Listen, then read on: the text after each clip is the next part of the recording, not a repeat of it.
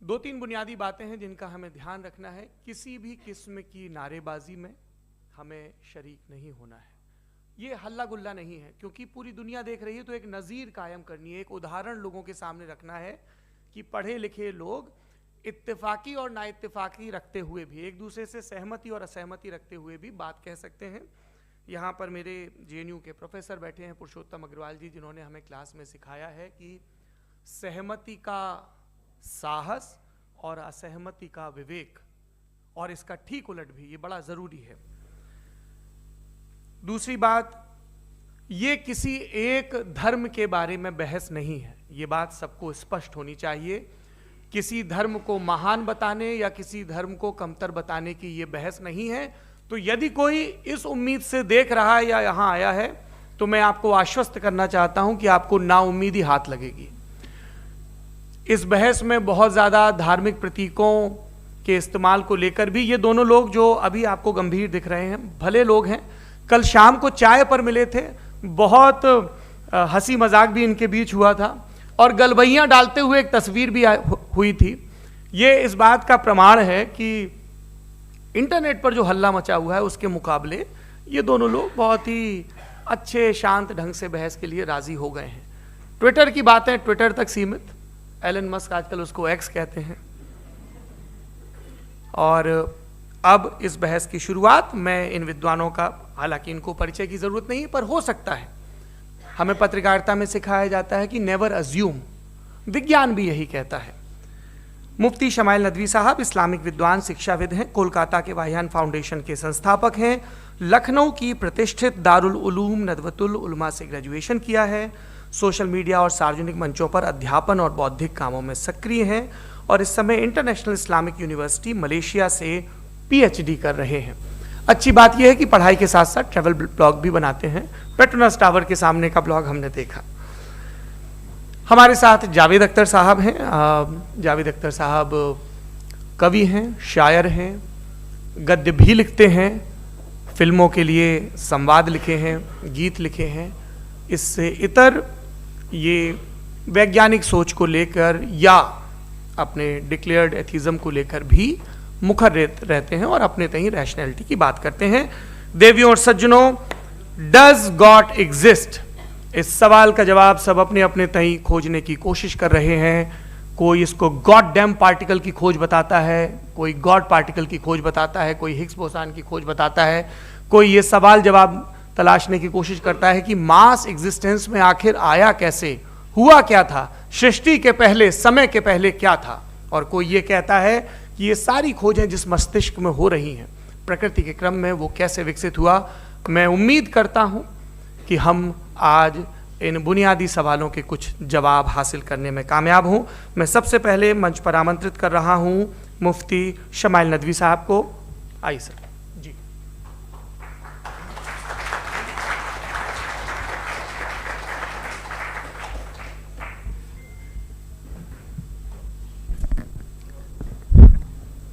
एक आखिरी गुजारिश, आप बोलना शुरू करें, आप लोग प्लीज अपने फोन फ्लाइट मोड पे या साइलेंट मोड पे रखें। एक बार चेक कर लें, कई बार बेध्यानी हो जाती है।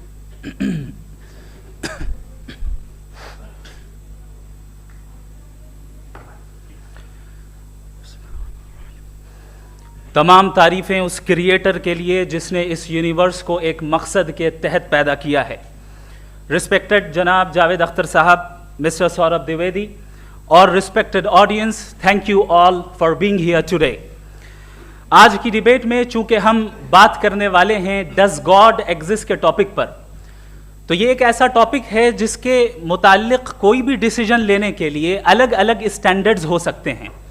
लिहाजा डिबेट के शुरू में ये ज़रूरी है कि हम ये जान लें कि आज के इस टॉपिक में कौन सा स्टैंडर्ड सही होगा और कौन सा गलत होगा। सबसे पहला स्टैंडर्ड जिसे मैं समझता हूं कि हमारे रिस्पेक्टेड जनाब जावेद अख्तर साहब बड़ी तेज़ी के साथ उसकी तरफ लपकेंगे, वो है साइंस।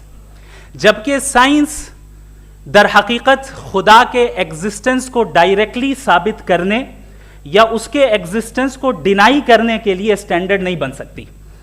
और उसकी वजह क्या है, ये मैं नहीं कह रहा, ये वो लोग कह रहे हैं जो साइंस के एक्सपर्ट्स हैं।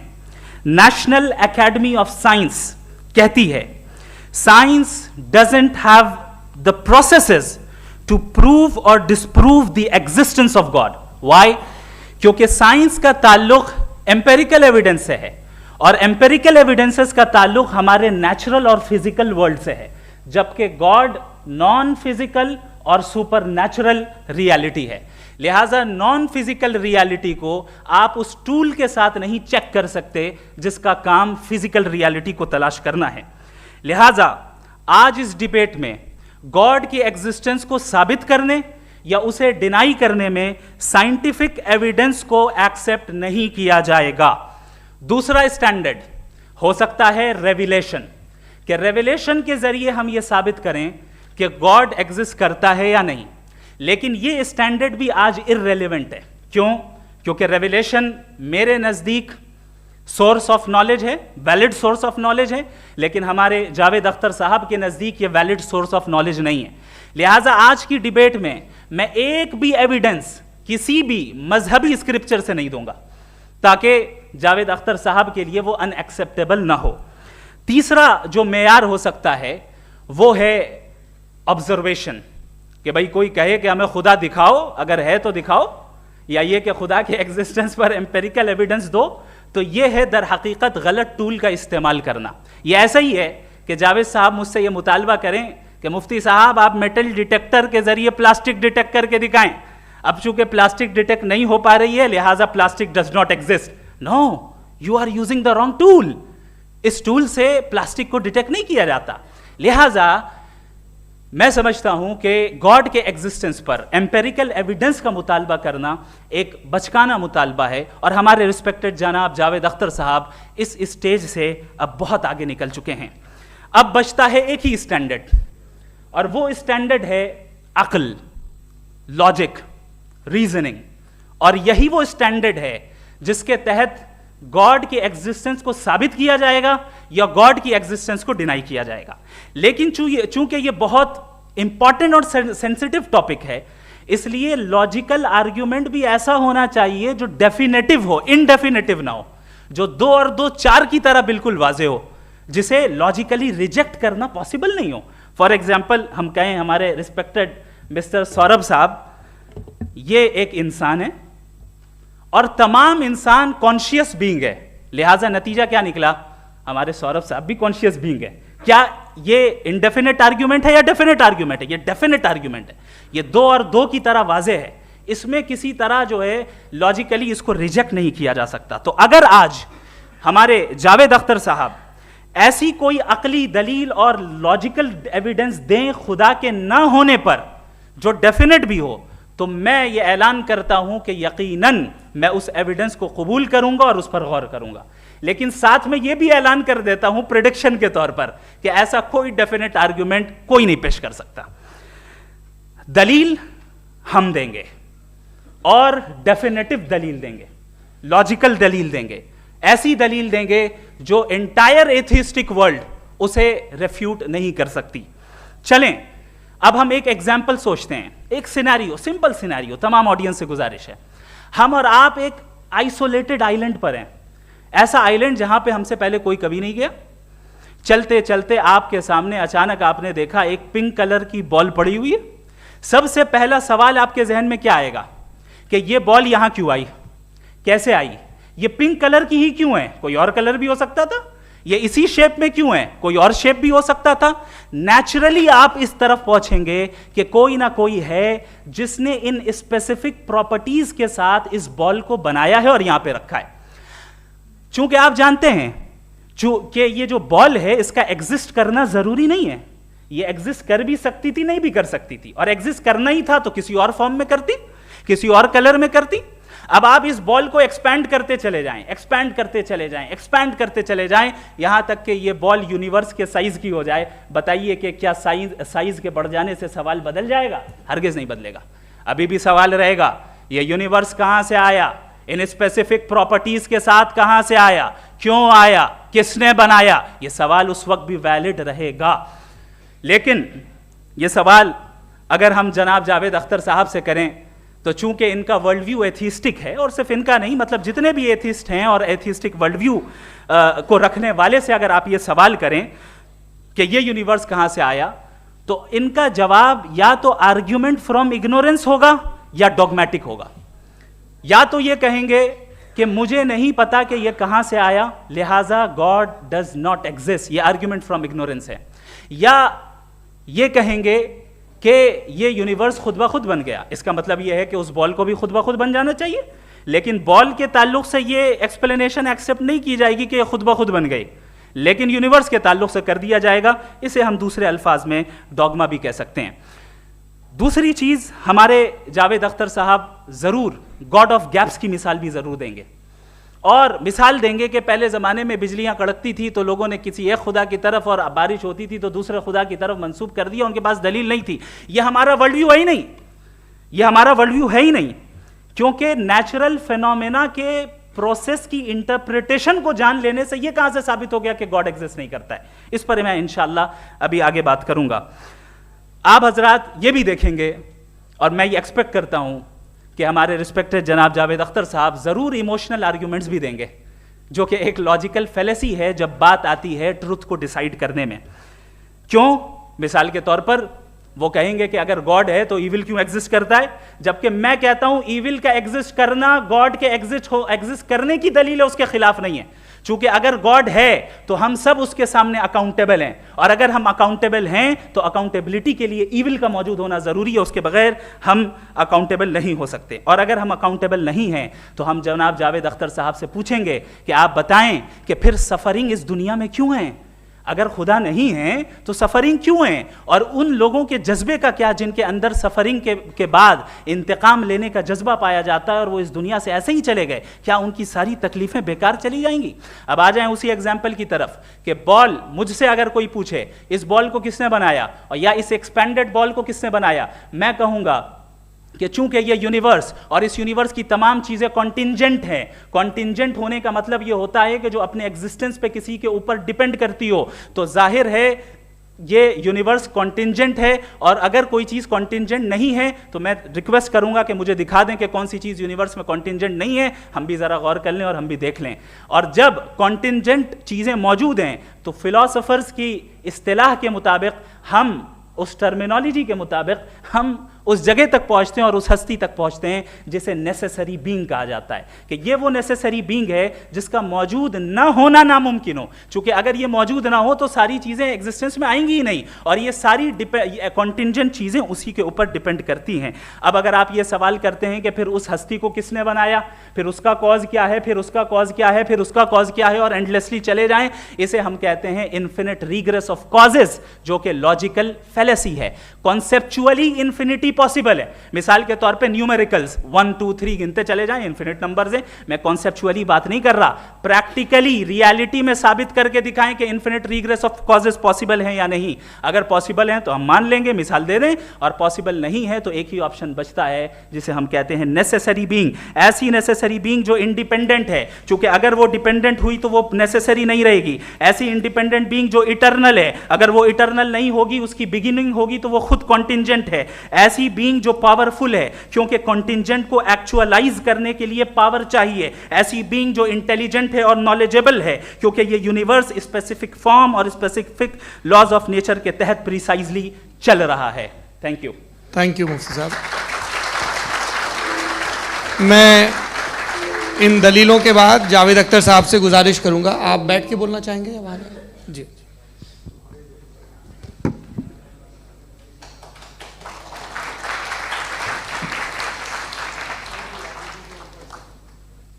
पहले तो मैं मुफ्ती साहब को एक अच्छी खबर देना चाहूँगा कि मेरी नॉलेज साइंस के बारे में बड़ी मामूली है, तो आप फिक्र ना करें उसकी, लेकिन कुछ कॉमन सेंस है मुझ में। देखिए, ये खुदा का तस्वुर कोई नया तस्वुर नहीं है, ये सदियों से रहा है। ये कुछ रिलीजन 3000 साल पुराने होंगे, 4000 साल पुराने होंगे, लेकिन इंसान कोई 10,000 12,000 साल से एग्जिस्ट करता है होमोसेपियन की शक्ल में, और हमेशा कुछ ना कुछ मज़हब रहे। ये मज़हब जाहिलों के नहीं थे, ये मज़हब एक ऐसी ग्रीक सोसाइटी के थे जहाँ बड़े बड़े फिलोसफर्स पैदा हुए। ये मज़हब इजिप्शियंस के थे जिन्होंने पिरामिड्स बनाए थे। ये रोमन्स के थे कि जिनका आर्किटेक्चर और सेनेट यानी पहली बुनियाद डेमोक्रेसी की लिमिटेड थी मगर डेमोक्रेसी थी, ये उन लोगों ने किए थे। तो इनका जो जुपिटर था, रा था, ज़्यूस था, उन्हें उस पर इतना ही एतमाद था जितना आज किसी मजहबी आदमी को अपने खुदा पे होगा। क्रिश्चियनिटी आने से पहले यूरोप में एक मजहब था जर्मेनिक रिलीजन, उसका एक खुदा था, उसकी एक बीवी थी, उसके 2 बेटे थे, एक बेटी थी। फिर जर्मनी में जब यूरोप में क्रिश्चियनिटी आई तो वो खुदा, उसकी बीवी और पूरे ख़ानदान चला गया। तो हमने अगर हम हिस्ट्री देखें तो खुदा जो है वो ज़्यादातर फ़ानी है, वो हमेशा रहे नहीं। और वो जो लोग इन्हें मानते थे उनको आप कहें वो तो जाहिल थे, उन्हें तो कुछ पता ही नहीं था, ऐसा नहीं है। वो अपने वक्त में बड़े काबिल लोग थे और अपने वक्त में उन्होंने बड़े बड़े काम किए हैं, फिलोसफर्स थे, साइंटिस्ट थे, लेकिन उनका मजहब कहाँ गया, उनके खुदा कहाँ गए? आज जो खुदा हैं दुनिया में लोग उन्हें मानते हैं। आपको क्या मालूम कि कितने बरसों के बाद क्या होने वाला है? हम यूरोप में देखते हैं तो चर्च खाली हैं। तो वक्त के साथ चीज़ें बदलती हैं। जहाँ तक इसका ताल्लुक है मजहबों का, हर मजहब आपसे एक चीज़ मांगता है, फेथ। ये फेथ क्या चीज़ होती है? What is the difference between faith and belief? ये तो बहुत ही अहमकाना बात होगी कि कोई आदमी कहे साहब अगर खुदा है तो मुझे दिखाइए। ये तो जाहिलाना बात हुई। मैंने तो नॉर्थ पोल नहीं देखा है, मगर मैं मानता हूँ कि नॉर्थ पोल है। मैं क्यों मानता हूँ? इसलिए कि अगर ये दुनिया राउंड है तो उसका कोई टॉप होगा। कुछ लोग हैं जो वहाँ गए भी हैं, कॉमन सेंस कहता है कि ऐसा होगा, सबूत है, गवाह है, रीज़न है। तो ये मेरा फेथ नहीं है। तो फेथ में और बिलीफ में डिफरेंस क्या है? जो मजहब मांगता है आपसे, हर मजहब फेथ मांगता है। फेथ का मतलब ये है कि ना कोई गवाह हो, ना कोई सबूत हो, ना कोई रैशनल हो, ना कोई लॉजिक हो, ना कोई प्रूफ हो, मगर तुम एक बात को मानो। ये है फेथ। वरना बिलीफ होता। अगर इसमें कुछ भी सबूत होते, गवाह होते, तो फिर इसे आप बिलीफ कहते हैं। जैसे मेरा बिलीफ है कि नॉर्थ पोल है, मेरा फेथ थोड़ी है। फेथ इन तमाम शर्तों को रद्द करता है। तो फिर स्टुपिडिटी क्या है? अगर मैं एक बात ऐसी मानूं जिसकी ना कोई लॉजिक है, ना कोई रैशनल है, ना कोई प्रूफ है, ना कोई गवाह है, ना कोई सबूत है, और मैं उसे मानूं, तो ये स्टुपिडिटी हुई। इसे ही भाई कल को मैं यकीन कर लूँ कि एलॉन मस्क जो है मेरा भाई है, तो मुझे इंतहाई खुशी होगी, सुकून भी बहुत मिलेगा मुझे। लेकिन और कहे भाई क्यों मानते हो, क्या सबूत है? भाई वो तो अमेरिकन है और तुम तो इंडियन हो, वो तो नस्ल अलग है, तुम्हें कभी मिले भी नहीं। साथ देखिए मेरा फेथ है, इस पर बात न किया। फेथ का मतलब ही यह है कि आप प्रूव नहीं कर सकते। अगर आप प्रूव कर सकते हो तो फेथ की जरूरत ही नहीं, फिर तो आप बात करेंगे, आप कितनी बहस कर लीजिए। अल्टीमेटली दुनिया का हर मजहब फेथ पे टिका है, और फेथ का मतलब है एक ऐसा यकीन जिसका कोई सबूत, कोई गवाह, कोई रैशनल नहीं। अब आप ये कहें, क्या आप ये क्यों कह रहे हैं कि साहब ये कायनात किसने बनाई? कमाल ये है कि आपने बताया कि एक आइलैंड पे गए और एक बॉल देखी। आपने ये नहीं कहा कि आइलैंड किसने बनाया, आपको सिर्फ बॉल पे हैरत हुई। हमने आइलैंड पे हमने हैरत नहीं की, होते हैं आइलैंड। इसी तरह ये आइलैंड है, सितारे, ये गैलेक्सीज, ये सब आइलैंड हैं खला में। हम उन्हें टेकन फॉर ग्रांटेड लेते हैं, हम पूछते नहीं किसने बनाए। आपने जजीरे के बारे में भी नहीं पूछा है। मेरी पैदाइश कैसे हुई? क्या मैं प्लान पैदा हुआ था? I was plan to be born, या एक लकी स्पर्म था जो किसी एक से चिपक गया? मेरी पैदाइश रैंडम। और इंसाफ जिसे आप कहते हैं, इंसाफ का तो नेचर से कोई वास्ता ही नहीं है।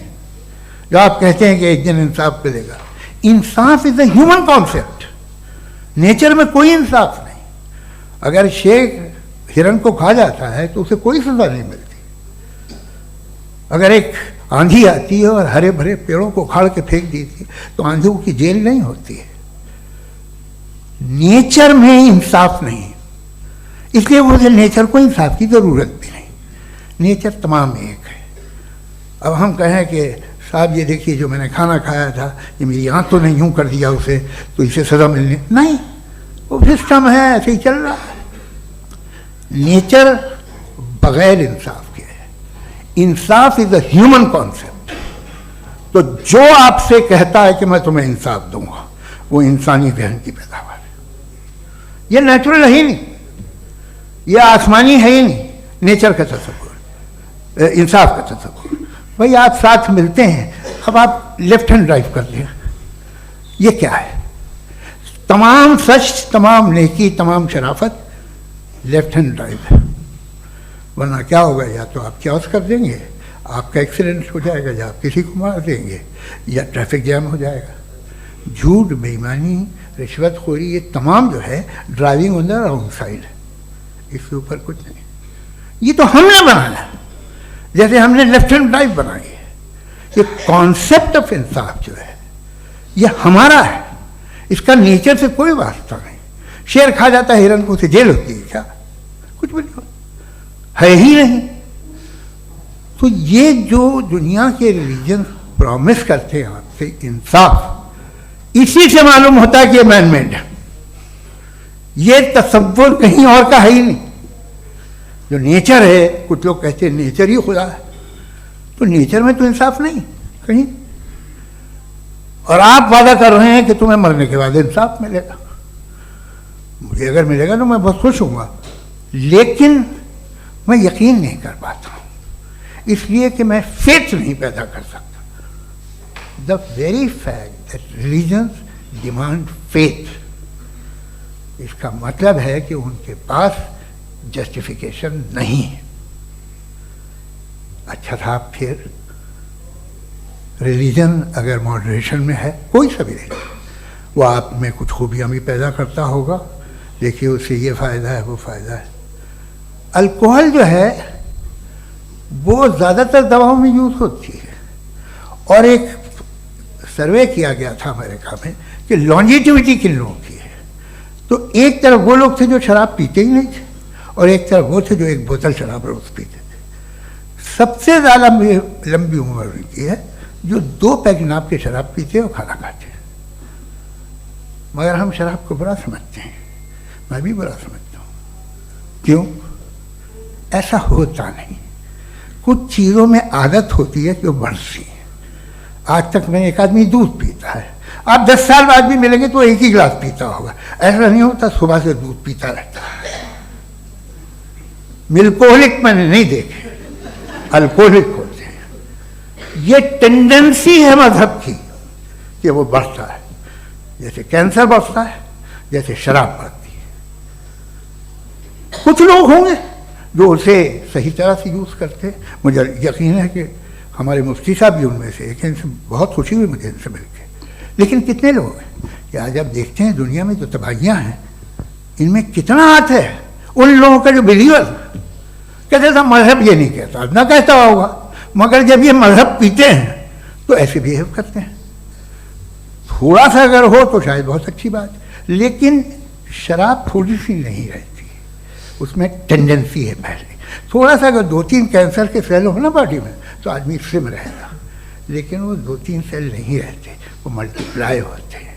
जावेद साहब, टाइम पूरा हो गया। टाइम हो गया, तो बस बात खत्म हो गई। अच्छा, मुझे कुछ और कहने को था भी नहीं। जी, मैं पहले जवाबी दौर के लिए इनवाइट कर रहा हूं मुफ्ती साहब को। Your rebuttal round 1, you have 7 minutes.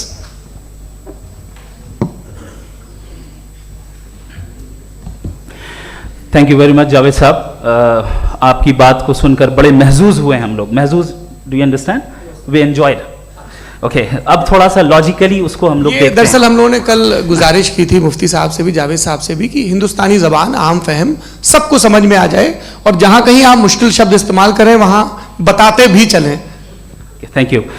तो सबसे पहले हमारे रिस्पेक्टेड जावेद साहब ने हवाला दिया कि खुदा फानी है, कितने मजहब आगे चले गए, किसी ने जुपिटर को खुदा माना, किसी ने किसी को माना। मैं कहता हूं जिसने कॉन्टिंजेंट चीज को खुदा माना, गलत माना, वो खुदा ही नहीं, वो खुदा ही नहीं है। हम तो नेसेसरी बीइंग को साबित करने बैठे हैं, वो नेसेसरी कॉज जो इटरनल है, जो अबदी भी है और अजली भी है, हम किसी और को साबित करने नहीं बैठे। दूसरी चीज उन्होंने कहा कि फेथ एंड बिलीफ, ये एक ऐसी डेफिनेशन है फेथ की जो इन्होंने पहली मर्तबा पेश की है, या माफ कीजिएगा इन्होंने पहली मर्तबा पेश नहीं की है, रिचर्ड डॉकिंस ने पहली मर्तबा पेश की है। मुझे मालूम है ये सोर्स कहां से है। एपिस्टेमोलॉजिकली फेथ और बिलीफ का फर्क आप इस तरह नहीं कर सकते सर। फेथ सही भी होता है, गलत भी होता है, बिलीफ सही भी होता है, गलत भी होता है। जो लॉजिक, रीजन और एविडेंस से बैक्ड होगा वो फेथ सही होगा। और आप जिस फेथ की बात कर रहे हैं कि इलॉजिकल है और उसके पीछे नहीं है, तो we are on the same page.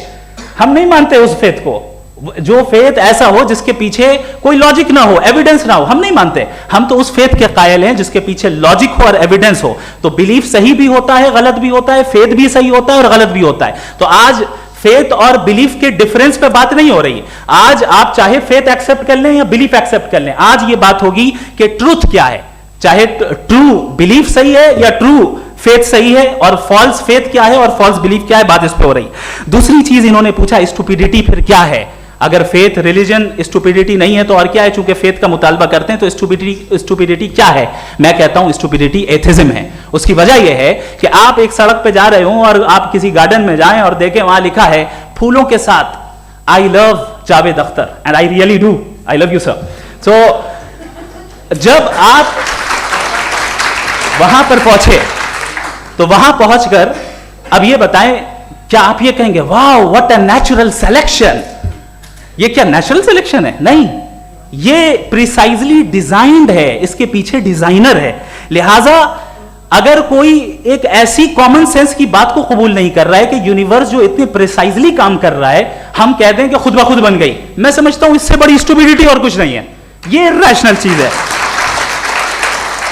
फिर हमारे सर ने कहा कि आपने बॉल पे फोकस किया, आइलैंड पे फोकस नहीं किया।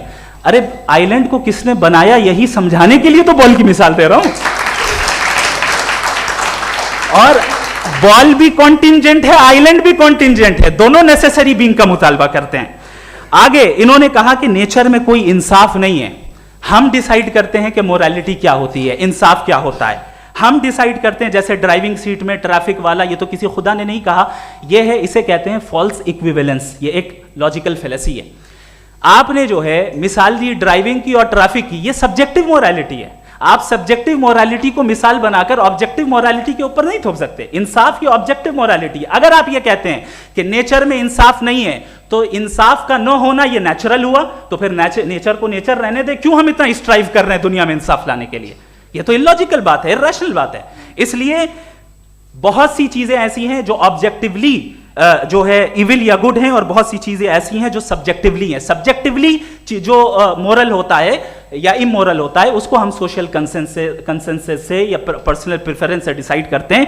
लेकिन जो ऑब्जेक्टिव मोरालिटी है जिसमें इंसाफ आया, जो इन्होंने बार बार रिपीट किया, ये ऑब्जेक्टिव है, सब्जेक्टिव नहीं है। अगर आप कहते हैं ये सब्जेक्टिव है तो मेरा सवाल आपसे ये है, क्या सोशल कंसेंसस के जरिए अगर जुल्म को सही करार दे दिया जाएगा तो आप जुल्म को जस्टिफाई करेंगे?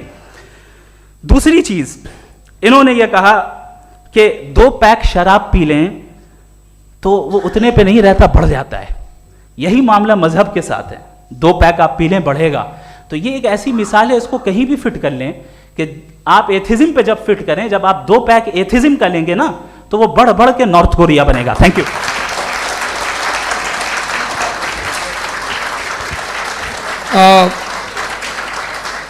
फर्स्ट राउंड की रिबटल के लिए मैं जावेद साहब को इनवाइट कर रहा हूं। आपके पास 7 मिनट का वक्त है, रीसेट कर दीजिएगा प्लीज।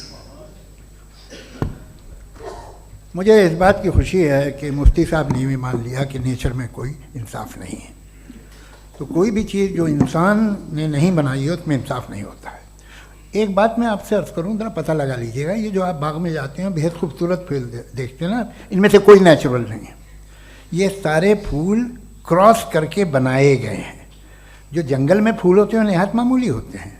ये फूल इंसानों ने बनाए हैं, जो आप बाग में देख के वाह वाह कहते हैं, ये इंसानों के बनाए हुए हैं। डिफरेंट फूलों को क्रॉस करके, डेवलप करके, फिर क्रॉस करके इस तरह से बनाए गए नेचुरल फ्लावर नहीं। किसी जंगल वीरान में जाके आप गुलाब के फूल नहीं देखेंगे, ये सब बनाए हुए इंसान ने। बहुत से काम इंसान ने किए। बाकी है कि आपने मेरी एक बात का जवाब नहीं दिया, जिससे मुझे शिकायत है कि फेथ क्या है और आप फेथ मांगते क्यों हैं मुझसे? आप तो लॉजिकल हैं, आपके पास तो सारे रैशनल्स हैं, आपके पास सारे सबूत हैं, तो आपको फेथ की डिमांड क्यों करते हैं कि भाई तुम सरेंडर कर दो और सवाल मत करो? कोई मजहब सारे सवाल करने की इजाजत नहीं देता है और मना करता है कि दादा सवाल ना करो, बहक जाओगे तुम। आप क्यों रोकते हैं? हकीकत यह है कि इंसानी तारीख क्या है। इंसानी तारीख ये है कि दुनिया में दो तरह के लोग हुए हैं। एक वो जिन्होंने अपनी लाइल्मी की परस्तिश की है, दूसरे वो जिन्होंने अपनी इग्नोरेंस या लाइल्मी से झगड़ा किया है और मालूम किया है कि क्या है। ये जो आप कह रहे हैं, आज आप हैरान हैं कि भाई ये यूनिवर्स कैसे बनी। लोग हैरान थे कि सूरज डूबता है तो इधर से कैसे निकलता, और आप एक कदम जाके हमेशा का मानने को तैयार है, एक कदम पीछे ही मान जाइए। भाई आप इसके बाद जाते हो, कहते सवाल ना करना कि ये कहाँ से आया, ये पावर तो हमेशा से हमेशा रहेगी। तो आप यूनिवर्स के बारे में मानने में क्या तकलीफ है? एक कदम पहले रुक जाइए, ये हमेशा से थी या नहीं थी हमें मालूम नहीं है। और ये कहना कि हमें मालूम नहीं है, कमाल ये है कि दुनिया के सारे मजहब सब जानते हैं ये दुनिया कैसे बनी थी, कैसे मिटेगी, मरने के बाद क्या होगा, इनको सब इल्म है। इनको किसी को डायनासोर होते थे पहले ये नहीं पता था, किसी को नहीं पता। किसी भी दुनिया की मजहबी किताब में डायनासोर का जिक्र नहीं है, लेकिन बाकी सब बातें, how to make universe in 4 easy lessons and बाकी सब पता है। जिसको सब पता है वो गड़बड़ है।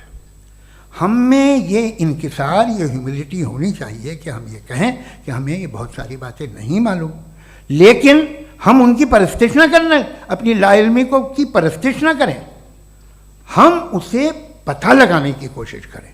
जिस दुनिया में आप बैठे हैं सर, ये हॉल जो है, ये इलेक्ट्रिसिटी जो है, ये माइक जो है, जिस हवाई जहाज से आप आए थे, वो जिस कार से आप यहाँ आए हैं, ये सब उन लोगों की बनाई हुई है जिन्होंने सवाल किए थे। ये दुनिया जिसमें आप आज आराम से हैं, ये उन लोगों की बनाई है कि जिन्होंने सवाल किए थे, और हर स्टेज पे इन सवालों को मकरूह कहा गया था, गलत कहा गया था। आप जरा तारीख पढ़िए, एक बड़ी दिलचस्प किताब है बर्ट्रैंड रसेल की, जिसमें उसने रिलीजन एंड साइंस कि कब से रिलीजन जो है साइंस के अगेंस्ट है, और हद तो ये है कि भाप के इंजन के खिलाफ थे, स्टीम इंजन के भी खिलाफ थे, और फतवे हुए उन पे, वेटिकन ने दिए। तो ये हमेशा, अभी जैसे ही ये राइट विंगर आते हैं अमेरिका में पावर में, तो वो जो अपना ये क्या बोलते हैं उसे, सीड क्या बोले, सीड क्या जो, हाँ नहीं सीड जो होते हैं जिन पे जी, नहीं भाई, वो जो ह्यूमन बॉडी के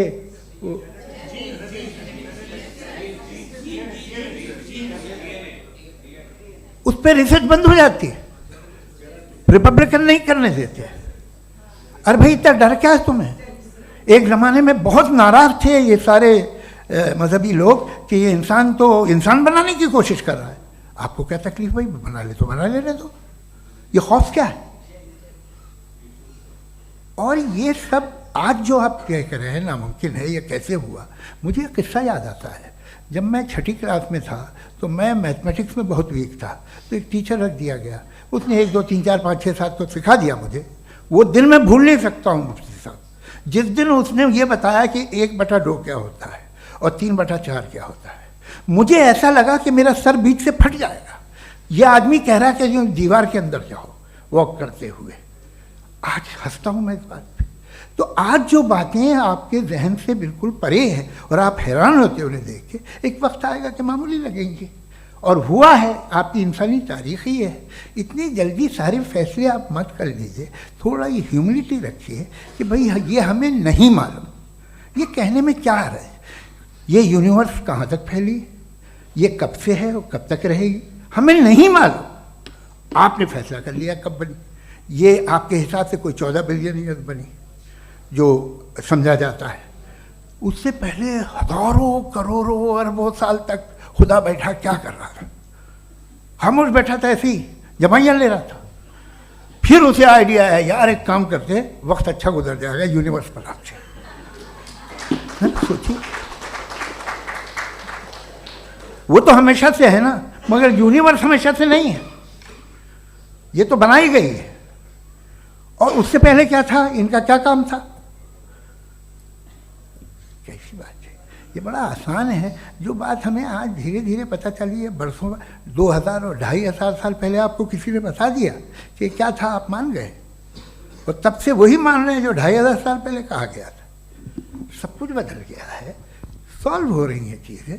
अभी साइंस बिल्कुल दावा नहीं करती, या कोई फिलोसफर ये दावा नहीं करता कि हमें सब मालूम, बल्कि वो कहता है कि हमें जितना मालूम होता है उससे ये मालूम होता है कि हमें कितना कम मालूम। तो हम अपनी जहालत से लड़े, उसकी परस्तिश न करें। जी, time. Thank you so much.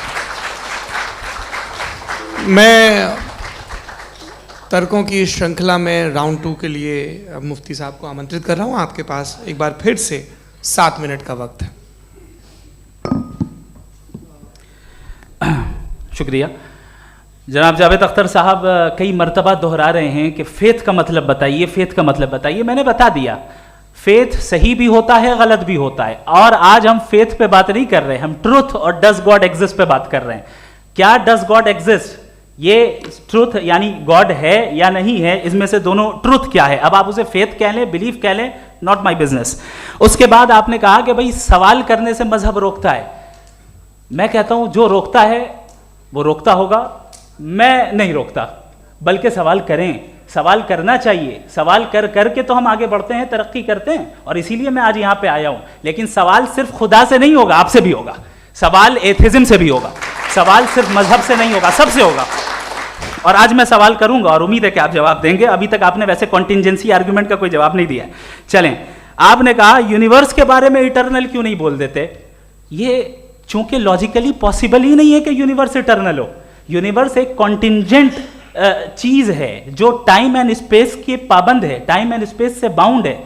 जो टाइम एंड स्पेस से बाउंड होगा वो कॉन्टिंजेंट होगा, जो कॉन्टिंजेंट होगा वो उसकी बिगिनिंग हुई होगी, जिसकी बिगिनिंग हुई होगी वो इटर्नल नहीं हो सकता। ये तो कॉमन सी बात है। आपने कहा कि किसी मजहबी किताब में डायनासोर का जिक्र नहीं है। अफसोस कि आज तक किसी मैथमेटिक्स की किताब में मुझे डायनासोर का जिक्र नहीं मिला।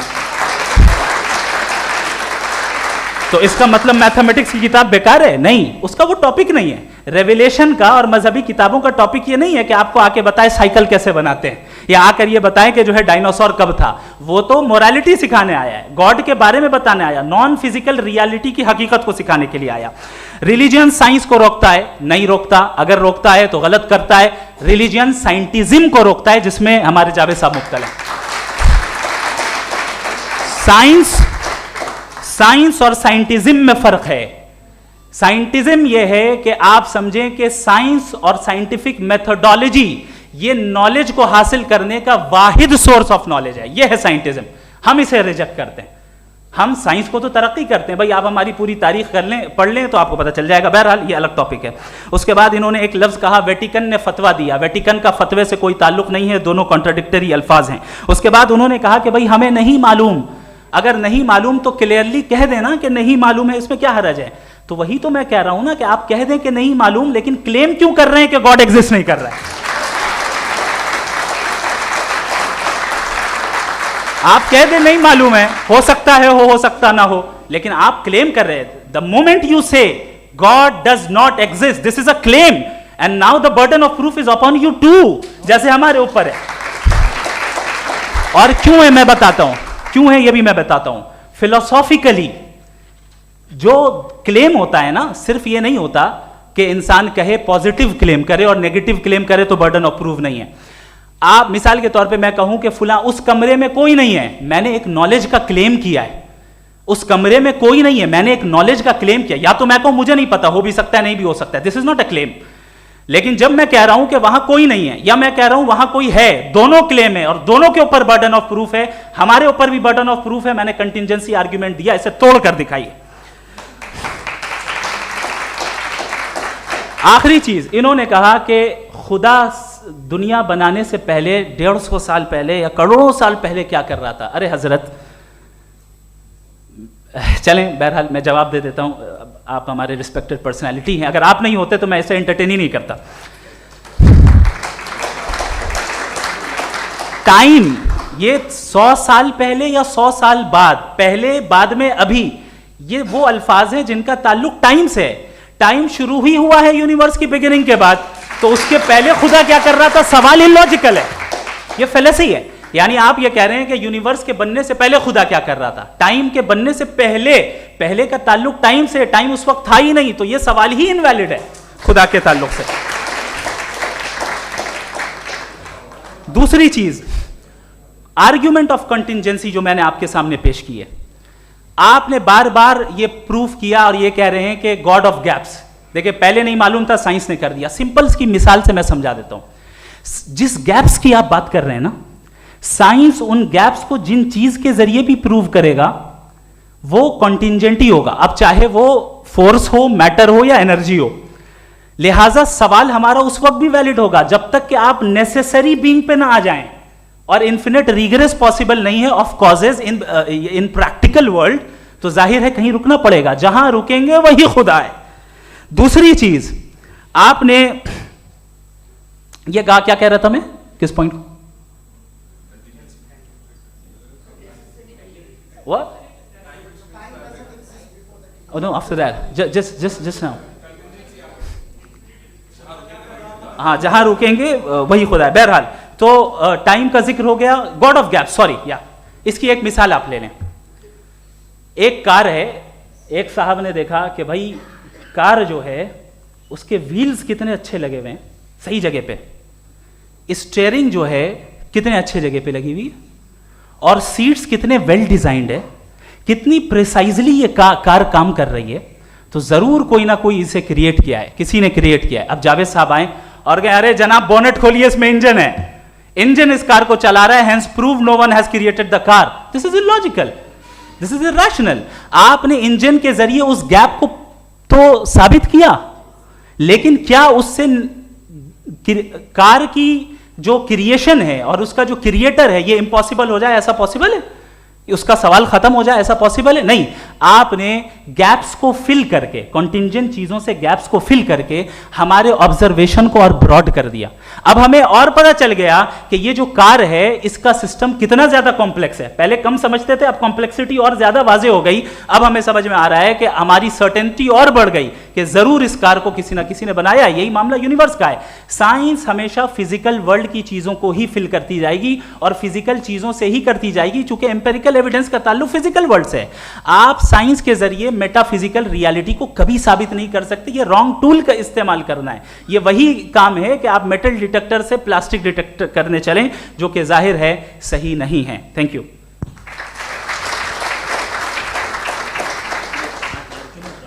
जी, ये आर्ग्यूमेंट का राउंड 2 है। हाँ। 7 मिनट है। पहले तो मैं आपसे अर्ज करूं कि आपने कहा कि जब कायनात ही नहीं थी तो वक्त भी नहीं था, कुछ भी नहीं था। कैसे नहीं था? खुदा था। एक एग्जिस्टेंस तो था ना खुदा का। तो जब खुदा था तो वक्त भी होगा। ऐसा नहीं है कि कुछ भी नहीं था, खुदा था। अच्छा, बाकी एक आपने कहा साहब आप साबित कीजिए, आपके पास भी लॉजिक है, मेरे पास भी लॉजिक है। आप मेरा जिम्मेदारी नहीं है साबित करना कि खुदा है। बर्टन रसल ने बड़ी अच्छी बात कही। बर्टन रसल ने बड़ी अच्छी बात कही। मैं आपसे अगर ये दावा करूं कि एक चाय की केतली मरीख के चारों तरफ घूम रही है, मार्स के चारों तरफ, तो यह आपका काम नहीं है कि आप साबित करें कि कोई चाय की केतली नहीं है। ये मेरा काम है, मैंने दावा किया है। ये दावा तो मजहबी लोग करते हैं कि खुदा है। मैं क्यों साबित करूं कि नहीं है? जब तक आप मुझे कन्विंस नहीं कर देंगे मैं नहीं मानूंगा। आपकी जिम्मेदारी है। मेरी जिम्मेदारी नहीं है।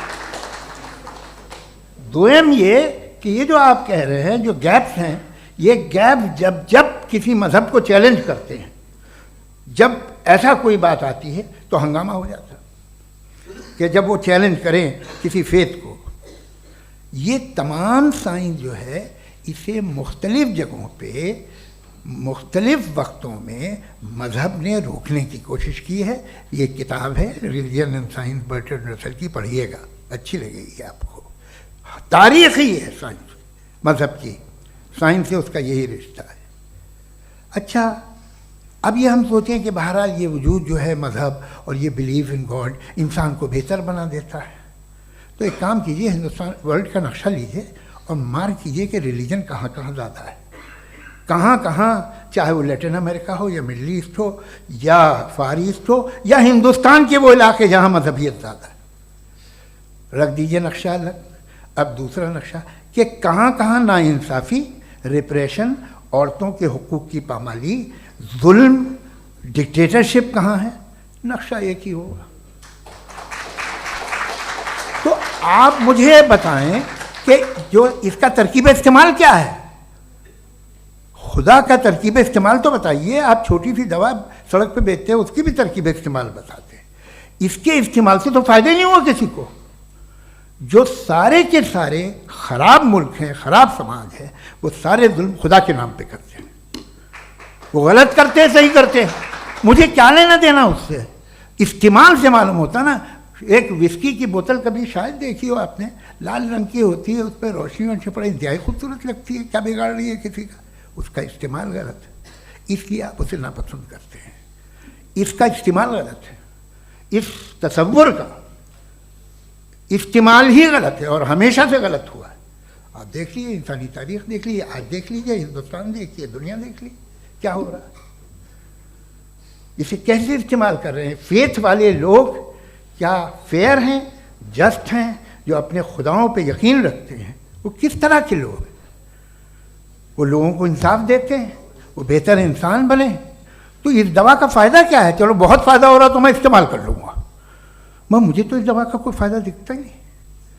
मुझे तो ऐसा लगता, मैं एक और बात बताऊँ, अगर कोई आदमी मजहबी है और अच्छा आदमी है तो मैं उसकी बहुत इज्जत करता हूँ, इसलिए कि मेरा ख्याल है मजहबी आदमी का अच्छा होना मुझसे अच्छा होने से ज़्यादा मुश्किल है।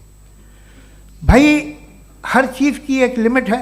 आप इतना भाग सकते हैं, इतना नहीं भाग सकते, इतना वज़न उठा सकते, इतना नहीं उठा सकते, इतना दूर देख सकते हैं, इतना दूर नहीं देख सकते। उसी तरह कॉमन सेंस कहता है कि आप में नेकी का भी एक कोटा होगा। अब आप अगर सुबह जाते हैं अपनी इबादत गाह और इबादत करते हैं, तो बाहर निकलते हैं तो आप तो यही महसूस करते हैं कि आपने एक बहुत अच्छा काम किया, आपकी नेकी का एक बहुत बड़ा कोटा खर्च हो गया जिससे किसी का कोई फ़ायदा नहीं हो। मैं तो नहीं जाता हूँ तो मुझे तो किसी को खाना खिलाना पड़ेगा, किसी बेवा की मदद करनी पड़ेगी, मैं अपना कोटा कैसे कंज्यूम करूँ? आप अपना कोटा, सारे मजहबी लोग इंतहाई यूजलेस कामों में यूज़ करते हैं। उसके बाद भी अगर आप में बच्ची है थोड़ी सी शराफत, तो भाई वाह क्या बात है।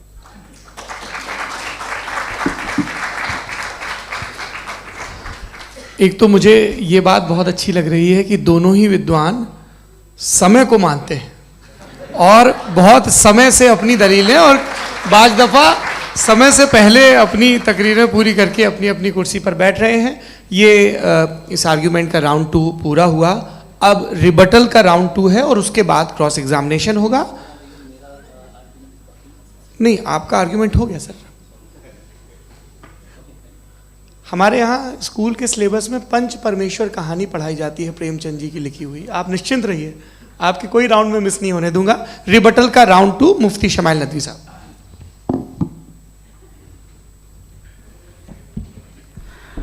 असल में जो हकीकी प्रॉब्लम है, असल प्रॉब्लम है, वो ये है कि जावेद साहब के पास कॉन्सेप्ट ऑफ गॉड क्लियर नहीं है।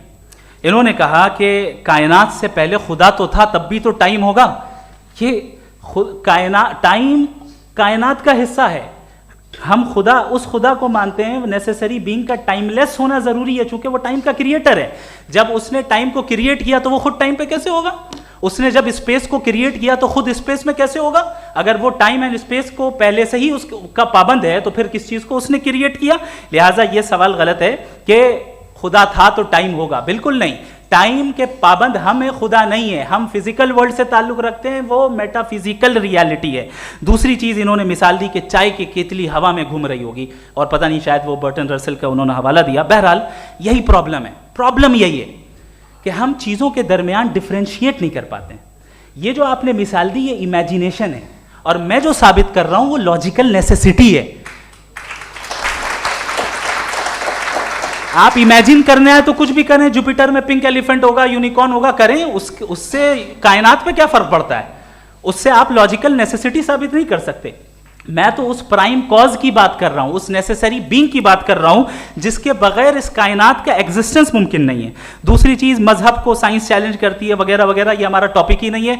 मैं इस पर बात करूंगा तो फिर मेरा वक्त चला जाएगा। मजहब के ऊपर चूंकि हमारी डिस्कशन नहीं है, साइंस को मजहब और बिलखुसूस मैं और हमारा वर्ल्ड व्यू कम अज कम साइंस को पीछे नहीं करता है, साइंटिज्म की मजम्मत करता है। इसकी वजाहत मैंने पहले कर दी। दूसरी चीज इन्होंने कहा वर्ल्ड का नक्शा लीजिए, वर्ल्ड मैप लीजिए, दो अलग अलग जगह की। हजरत मैंने ये होमवर्क किया था, और मैंने मिडिल ईस्ट का एक नक्शा लिया और यूरोप का एक नक्शा लिया, ये मजहबी इलाका और ये लिबरल और एथीस्ट इलाका। मुझे पता चला कि सबसे ज्यादा रेप केसेस जो हैं वहां पर है।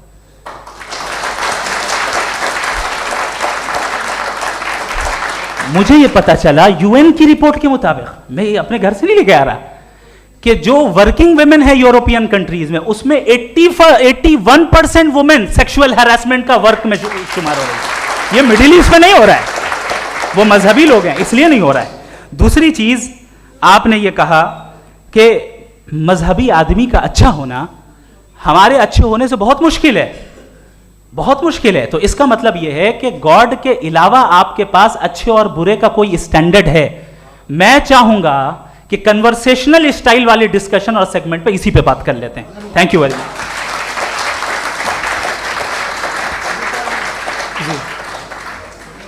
ये रिबटल का राउंड 2 है, आपके पास 5 मिनट का वक्त है, और इसके बाद क्रॉस एग्जामिनेशन शुरू करेंगे। आप चाहें तो जो इन्होंने सवाल पूछे उनके जवाब आप रिबटल में भी दे सकते हैं। जी जी, देखिए पहले तो ये बात कि ये मिसाल गलत नहीं है, गलत है।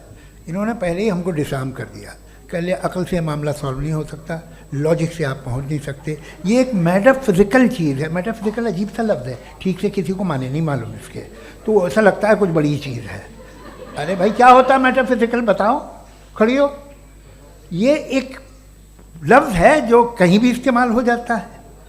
जब आप एक बात कर रहे हैं और आप मुझसे बहस कर रहे हैं तो मुझे मेटाफिजिकल मत बताइए, आप लॉजिकली मुझे प्रूव किए। और अगर लॉजिकली आप नहीं बात करते साहब ये मेटाफिजिकल है, तो फिर हम आप बात क्या कर रहे हैं?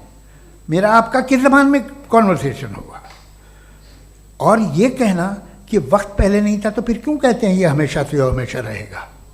हमेशा वक्त है, तो आप कैसे कहते हैं वो हमेशा से है और हमेशा रहेगा? हमेशा का मतलब है कोई वक्त, अगर वक्त ही नहीं है तो हमेशा कैसे? बाहर वो रहेगा। अब मैं ये देखता हूँ, आपने कहा ना कि वहाँ रेप ज़्यादा होते हैं, तो हम एक बात देखते हैं कि ये दुनिया जिस पे वो कादर मुतलक है, जिसकी मर्ज़ी के बगैर पत्ता भी नहीं हिलता, ओमनीपोटेंट है, ये दुनिया चल कैसे रही है? और इस दुनिया का हाल क्या है? 45,000 बच्चे जो 10 साल की उम्र से कम थे वो गाजा में मरे। भूख से काला हांडी में बच्चे मरते हैं और डिप्थेरिया से मरते हैं। डिप्थेरिया अजीब मर्ज है, गले में जाली बनना शुरू होती है, बच्चा नीला हो जाता है, गरीब का बच्चा, इसलिए कि उपास इलाज नहीं। ये कादर मुतलक है, जो चाहे कर दे। इससे आप दुआएं मांगते हैं हमारी ये काम कर दे वो कर दे, तो इसका मतलब डे टू डे लाइफ में वो इंटरफेयर करता है और ये देख रहा है वो। अगर वो वाकई भी है फॉर डिस्कशन सेक, तो मैं जब दुनिया देखता हूँ तो मेरे दिल में उसके लिए कोई इज्जत नहीं पैदा होती। ये क्या कर रहे हो तुम पूरे ऑल पावरफुल हो, ओमनीपोटेंट हो, ओमनी प्रेजेंट हो। तुम तो वहाँ गाजा में रहे होगे ना, तुम हर जगह हो। तुम देख रहे थे कि बच्चे की कैसे धज्जियाँ उड़ रही, तुम देख रहे थे और तुम चाहते हो मैं तुम्हारी परस्तिश करूँगा, तुम हो भी। अरे यार, इसके अच्छे तो हमारे चीफ प्राइम मिनिस्टर हैं, कुछ तो ख्याल करते हैं। सवाल है, आप किसकी इबादत कर रहे हैं? अगर वो है भी, ये दुनिया नाइंसाफी से, जुल्म से, जबर से, तशद्दुद से भरी हुई है। और आप ये मत कहिएगा कि वो देख रहा है और वो बताएगा एक दिन। अगर वो देख रहा है और इंटरफेयर नहीं करता तो आप दुआ क्यों मांगते? आप कहते हैं मेरा ये काम करा दे, इसके मतलब है वो दखल दे सकता है, वो आपको नौकरी दिलवा सकता है, भले दूसरे आदमी को ना मिले, मगर आपका काम कर देगा चूंकि आपने दुआ मांगी है। तो जब वो आपको नौकरी दिला सकता है, लड़की की शादी कर सकता है, बेटे को ग्रीन कार्ड दिलवा सकता है, तो कम से कम ये जो मर रहे हैं बच्चे, इनको रोक दे, कुछ तो करे। मुझे तो दुनिया में, इस दुनिया का कोई मालिक है, इसका ओमनीपोटेंट कोई रूलर है, और ये दुनिया ऐसी चल रही है। मैं तो चाहूँगा कि भाई ना हो, अगर हो तो बड़ी शर्मिंदगी की बात है। शुक्रिया।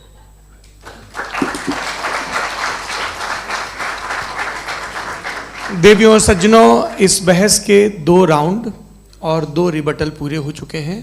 अब सबसे ज़रूरी और सबसे मुश्किल राउंड शुरू हो रहा है, क्रॉस एग्जामिनेशन का। अब इन विद्वानों की सज्जनता की एक परख भी होगी, और वक्त हमने 16 मिनट का तय किया है। पहला सवाल आप पूछना चाहेंगे? जी बिल्कुल। पहले बोले भी आप आप माइक ले लीजिएगा हाथ में, ये नीचे से होना चाहिए। जी मैं बोलता हूँ, ये डायस हटा सकते हैं क्या हम थोड़ा क्विकली? डायस पीछे कर दीजिए बस थोड़ा सा, है, ताकि ये जो दाएं बाएं लोग बैठे हैं, इसे हटा ही दीजिए। अब हम वहाँ तो जाने वाले नहीं, आराम से आराम से दोनों तरफ से हटा दीजिए।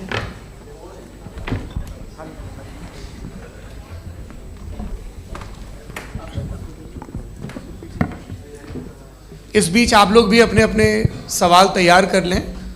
ये ध्यान रखेंगे कि मैं यहाँ से सवाल लूँगा, आप लोगों को अपना हाथ ऊपर करना है, अपना नाम बताना है और अधिकतम 3 वाक्यों में अपना सवाल पूरा करना है। कई लोग सवाल की जगह भाषण देने लगते हैं, उससे आज बचना है। जी मुफ्ती साहब, पहला सवाल आपका, 16 मिनट हैं, हम दोनों लोगों के सवाल लेंगे। जी जी बहुत शुक्रिया। आपकी जो अभी बात हुई बहुत अहम थी, मैं इसको चाहूँगा कि आगे डिस्कस करूँ, लेकिन चूँकि अभी ये वो सेगमेंट है क्रॉस एग्जामिनेशन, तो सबसे पहला सवाल आपसे ये है कि जो मैं इतनी देर से कॉन्टिंजेंसी आर्ग्यूमेंट आपको बता रहा था, ये अकल से ही बता रहा था हजरत, आप ये बताएं कि आप इन्फिनिट रिग्रेस ऑफ कॉजेस को पॉसिबल मानते हैं या नेसेसरी बीइंग के एग्जिस्टेंस को सही समझते हैं? चूंकि 2 ही ऑप्शन हो सकता है, आप ये बताएं। देखिए, आपको मैं ईमानदारी से बात करूं, एक तो मैं कॉन्टिजेंसी वर्ड ठीक से समझता नहीं, और इस वक्त भी जो आपने अंग्रेज़ी के अल्फाज इस्तेमाल किए वो ज़रा थोड़े से मुझे डिफ़िकल्ट और कॉम्प्लिकेटेड लगे, तो आप ज़रा सिंपल ज़बान में सवाल कर सकते हैं? बिल्कुल कर सकता हूँ जी। यूनिवर्स की हर चीज़ कॉन्टिंजेंट होने का मतलब ये है कि वो अपने एग्जिस्टेंस में किसी के ऊपर डिपेंडेड है। जो भी चीज़ डिपेंडेड होगी वो चीज़ इंडिपेंडेंट नहीं हो सकती, तो उसका कोई ना कोई कॉज होगा। तो अब आप क्या समझते हैं कि ये इन्फिनिट रिग्रेस है, यानी कॉज पर कॉज, कॉज पर कॉज, कॉज पर कॉज, और कभी कोई यानी ये एंडलेसली चलता रहा? क्योंकि अगर ऐसा होगा तो हम तो एग्जिस्टेंस में आते ही नहीं। लॉजिकली ये मुत्तफक अलैह चीज़ है, मुत्तफक अलैह अग्रीड अपॉन। ओके, इस पे हमने एग्री किया था कि मुश्किल शब्द आएगा तो अर्थ बताना पड़ेगा। तो इन्फिनिट रिग्रेस तो पॉसिबल नहीं है, तो कहीं ना कहीं आपको रुकना पड़ेगा ऐसे नेसेसरी बीइंग पर। नहीं, कोई ज़रूरत नहीं रुकने की। किसने कहा आप रुकना पड़ेगा? आप रुकते हैं खुदा पे, आप नहीं रुकते। आप कहते हैं वो हमेशा से, जब उस वक्त से है जब वक्त नहीं था। आप कहाँ रुकते हैं कि अब हुआ था वो?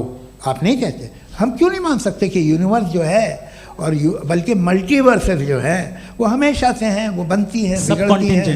एक हमारे यहाँ एक चीज़ है ब्लैक होल, वो समेट लेता है वापस, फिर ब्लास्ट होता है, फिर फैल जाता है, और इसमें हमारी तो खैर कोई औकात ही नहीं है। इंसान की एक छोटे से ज़र्रे पे हम 50-60 साल की उम्र रखते हैं, जो करोड़ों अरबों साल की कायनात है उसमें, और पैदा भी नहायत ही बेहुदा वजह से हुए थे।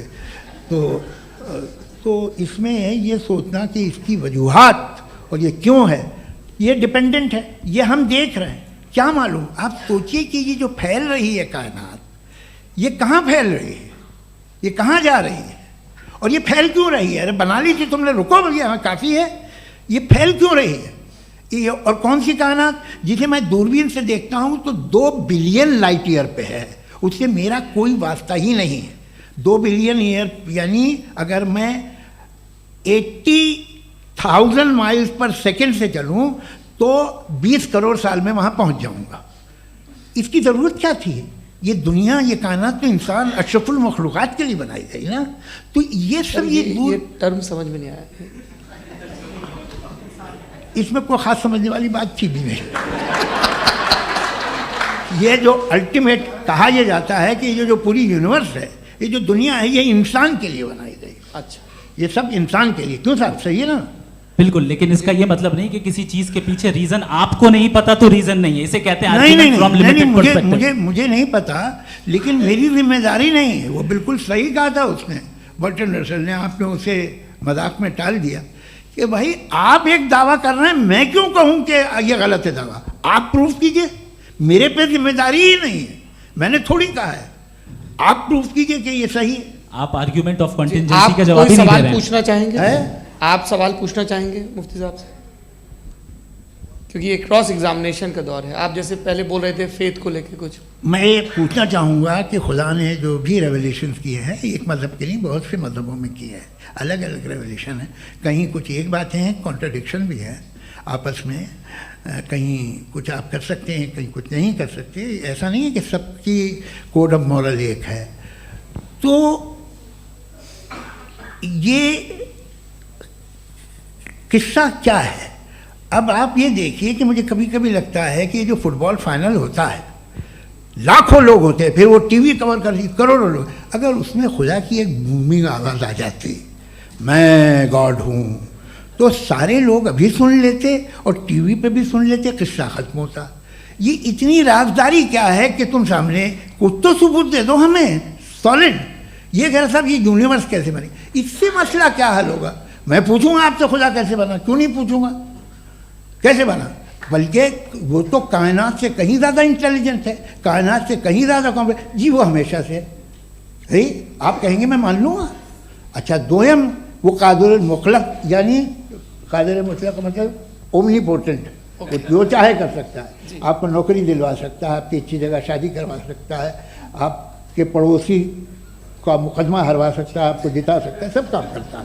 थोड़ा सा माइक क्लोज जी। वो इस दुनिया को चला कैसे रहा है? ये दुनिया कैसे चल रही है? आपको इस पर हैरत नहीं होती?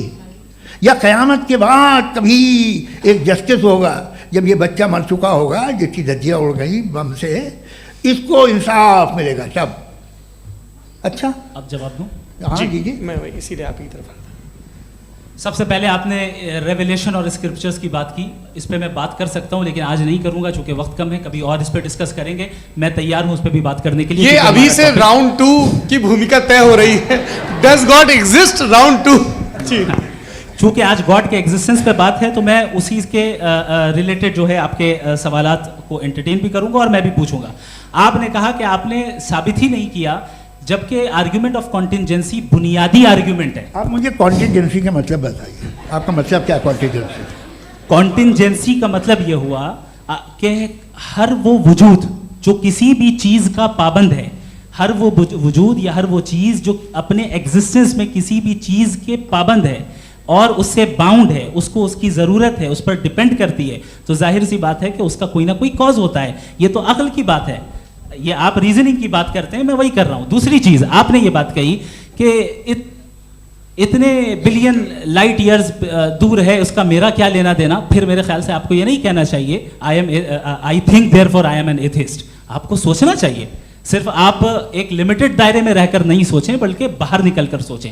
आपने तीसरा सवाल किया, आपने 2-3 सवाल एक साथ। ऐसी बातें ना कीजिए, कुछ लोगों को इतराज हो जाएगा आप पे कि आप कुछ भी सोचिए। ये इजाज़त आपको है नहीं, मुझे है।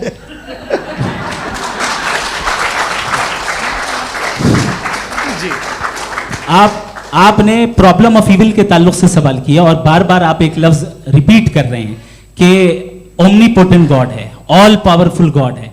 यही तो दरअसल समझना है कि गॉड का कॉन्सेप्ट क्या है। प्रॉब्लम ऑफ इविल जो है, प्रॉब्लम ऑफ इविल दर हकीकत दो असम्पशंस पर कायम है। अगर आप इन दो असम्पशंस को समझ जाएं तो ये प्रॉब्लम नहीं रहेगी, आर्ग्यूमेंट आपको समझ में आ जाएगी कि ये कोलैप्स कर जाता है। पॉइंट नंबर 1, यानी जो आपका सबसे पहला फॉल्स असम्पशन है कि गॉड मर्सीफुल है, ऑमनीपोटेंट है, दुनिया में जुल्म हो रहा है। लेकिन आपको ये समझना चाहिए कि हमारे वर्ल्ड व्यू के मुताबिक गॉड सिर्फ ऑमनीपोटेंट और सिर्फ मर्सीफुल नहीं है, बल्कि वो ऑल वाइज भी है और वो ऑल नोइंग भी है। उसके हर काम के पीछे हिकमत और विजडम है। ये कोई जरूरी नहीं है कि वो हिकमत और विजडम आपको समझ में आए या मुझे समझ में आए। अगर आप जो समझ रहे हैं उसके मुताबिक आप फैसला कर रहे हैं, ये लिमिटेड पर्सपेक्टिव से आर्ग्यूमेंट है। और इस चीज को हम अपनी दुनिया में, अपने लाइफ में, डेली लाइफ में इस प्रिंसिपल को एक्सेप्ट करते हैं। हम जब किसी डॉक्टर के पास जाते हैं, डॉक्टर के पास जाकर वो अगर उसने हमें कोई दवाई दी है तो हम ये तो नहीं कहते कि जब तक आपके पास जितना नॉलेज और जितना विजडम नहीं है, आपने क्यों ये दवाई दी है, तब तक हम इस चीज को एक्सेप्ट नहीं करेंगे। नहीं कहते, हम उसकी अथॉरिटी को तस्लीम करते हैं। क्यों? क्योंकि उसकी हम जानते हैं कि वो नॉलेजेबल है, वो विजडम वाला है, हमसे ज्यादा नॉलेज और हमसे ज्यादा विजडम है। बताएं सर। नहीं, डॉक्टर में और खुदा में बड़ा डिफरेंस है। डॉक्टर पढ़ा लिखा होता है, एक तो मैं उसकी बात सुनूंगा। दो ये नहीं, कुछ जवाब तो ये भी नहीं है सर। प्लीज, अगर सब ऑडियंस से बोलने लगेंगे तो फिर मतलब नहीं सिविलाइज्ड बहस का। मतलब आप ये कहें कि चूंकि आप डॉक्टर पे बिलीव करते हैं इसलिए खुदा पे बिलीव कीजिए, क्या ये मिसाल आपको समझाने के आर्गुमेंट है, इस पे आपको एतराज नहीं है। तो सिंपल बात ये है कि मैं अगर ये यकीन कर लूँ कि एक ओमनीपोटेंट, उसकी मसलहत है, ये जो बच्चे मर रहे हैं ये मसलहत है उसकी, मुझे नहीं चाहिए थी मसलहत। उसकी मसलहत नहीं, यही तो समझना है, मतलब एक्सपीरियंस। अच्छा, इस आपने अभी मेरी बात पूरी सुनी नहीं। मैंने कहा आपका पूरा आर्ग्यूमेंट दो फॉल्स असम्पशंस पर है। एक फॉल्स असम्पशन मैंने बता दिया, दूसरा फॉल्स असम्पशन ये है कि इस दुनिया में इविल के होने का कोई गुड रीजन नहीं है, जबकि हमारे पास बाज रीजंस मौजूद हैं, हमारे पास बाज वजूहात मौजूद हैं। अगर इस दुनिया में इविल ना हो तो आप गुड को डिफाइन कैसे करेंगे? अगर जुल्म ना हो आप इंसाफ को समझेंगे कैसे? अगर तारीकी ना हो तो आप लाइट को समझेंगे कैसे? बहुत अच्छे। अभी और सुन लें, अभी और बाकी है। ये तो बात बहुत पसंद आई साहब मुझे, कि जब तक रेप ना हो तब तक औरतों की इज्जत का ख्याल आपने मेरा जवाब पूरा सुना ही नहीं। जब तक के बच्चों का कत्ल ना किया जाए तब तक आपको बच्चों की मासूमियत की इज्जत। आपने पूरा जवाब सुना ही नहीं। क्या बात है, क्या आपने नुक्ता निकाला? आपने पूरा जवाब सुना ही नहीं। आप सुन लें, मेरी बात सुन लें। ये मैंने आपको एक चीज बताई। दूसरी चीज, इस दुनिया में हम आए हैं टेस्ट के लिए, हमारा टेस्ट हो रहा है और हर इंसान का अलग अलग अंदाज में टेस्ट होता है। और इस दुनिया में अगर इविल मौजूद है तो वो इविल जरिया है हमारे अंदर ह्यूमन नोबल क्वालिटीज को डेवलप करने का और अलग अलग फील्ड में प्रोग्रेस करने का। और अगर हमारे अंदर और इस दुनिया में इविल नहीं होता तो बताइए टेस्ट का मतलब क्या होता? अगर मैं अपने स्टूडेंट को एमसीक्यूज दूं और उसमें सिर्फ राइट आंसर लिख कर दे दूं और कहूं तुम्हारा टेस्ट हो गया, ये मीनिंगलेस है। इस दुनिया में अगर हम टेस्ट के लिए आए हैं तो जाहिर है गुड एंड इविल दोनों मौजूद है। तो अगर गुड एंड इविल दोनों मौजूद है तो ये इविल भी खुदा का बनाया हुआ है? जी हाँ, खुदा का बनाया हुआ है। लेकिन अच्छा, चलो अच्छी बात। जी बिल्कुल, तो बिल्कुल खुदा ने बनाया। अभी तो ये है कि जो मेजॉरिटी है दुनिया में वो इविल है, तो ये खुदा एक्चुअली इविल के साइड पे लग रहा है मुझे। बिल्कुल भी नहीं, मैं बताता हूं। मेजॉरिटी में तो वो है। क्या बात कर रहे हैं भाई आप? मैं बहुत कोई भी जो मुंसिफ होगा, चाहे आपका अपना घर हो जिसके आप सबसे बड़े हैं, चाहे आपकी ऑर्गेनाइजेशन हो जो आप चलाते हैं, वहां पर आप इविल रखेंगे साबित करने को कि बाकी लोग शरीफ हैं। मेरी बात सुन, क्या ये आर्ग्यूमेंट ही गलत है? अगर कि जब तक के कोई इविल नहीं होगा तब तक के शरीफ आदमी शरीफ नहीं लगेगा। अगर एग्जामिनर गलत ऑप्शन दे रहा है तो एग्जामिनर इविल नहीं हो गया, जो गलत ऑप्शन को सेलेक्ट कर रहा है वो फेल होगा। क्रिएटर ने इविल को बनाया है लेकिन वो इविल नहीं है। अच्छा सुनिए मेरी बात, लेट मी कंप्लीट सर। जी जी। क्रिएटर ने इविल को बनाया है टेस्ट के लिए, वो इविल नहीं है। इविल वो होगा जो उसे इख्तियार करेगा। छुरी को बनाने वाला गलत नहीं होता है, छुरी का गलत इस्तेमाल करने वाला गलत होता है। रेप को कैसे गलत इस्तेमाल करते हैं? रेप इंसान के फ्री विल का नतीजा है। ये रेप कैसे गलत इस्तेमाल होता है? ये मुझे अब सुन लें, गलत इस्तेमाल होता है। हाँ मैं बता रहा हूँ ना, कैसे गलत? मैं बता रहा हूँ कि जो इविल इस दुनिया में मौजूद है उसके कई सारे तरीके हैं, एक तरीका इंसान का अपना फ्री विल है। अब अगर कोई रेपिस्ट रेप कर रहा है तो इसका गॉड का कसूर नहीं है, वो अपने फ्री विल का गलत इस्तेमाल कर रहा है, उसको सजा मिलनी चाहिए। अच्छा। और उसी के लिए जहन्नम बनाई गई है। ये फ्री विल का भी बड़ा चक्कर। आप जब कोई बुरा काम करते हैं या कोई बुराई होती है तो ये कहा जाता है कि ये फ्री विल है। 7 billion free wills are moving on this planet, 7 billion free will. और एक आदमी अपनी फ्री विल से मुझे कत्ल कर दे तो मैं खुदा की मर्जी से मरा हूँ कि इसकी फ्री विल की वजह से? मेरी मौत खुदा के हाथ है या ये फ्री विल वाले के हाथ है?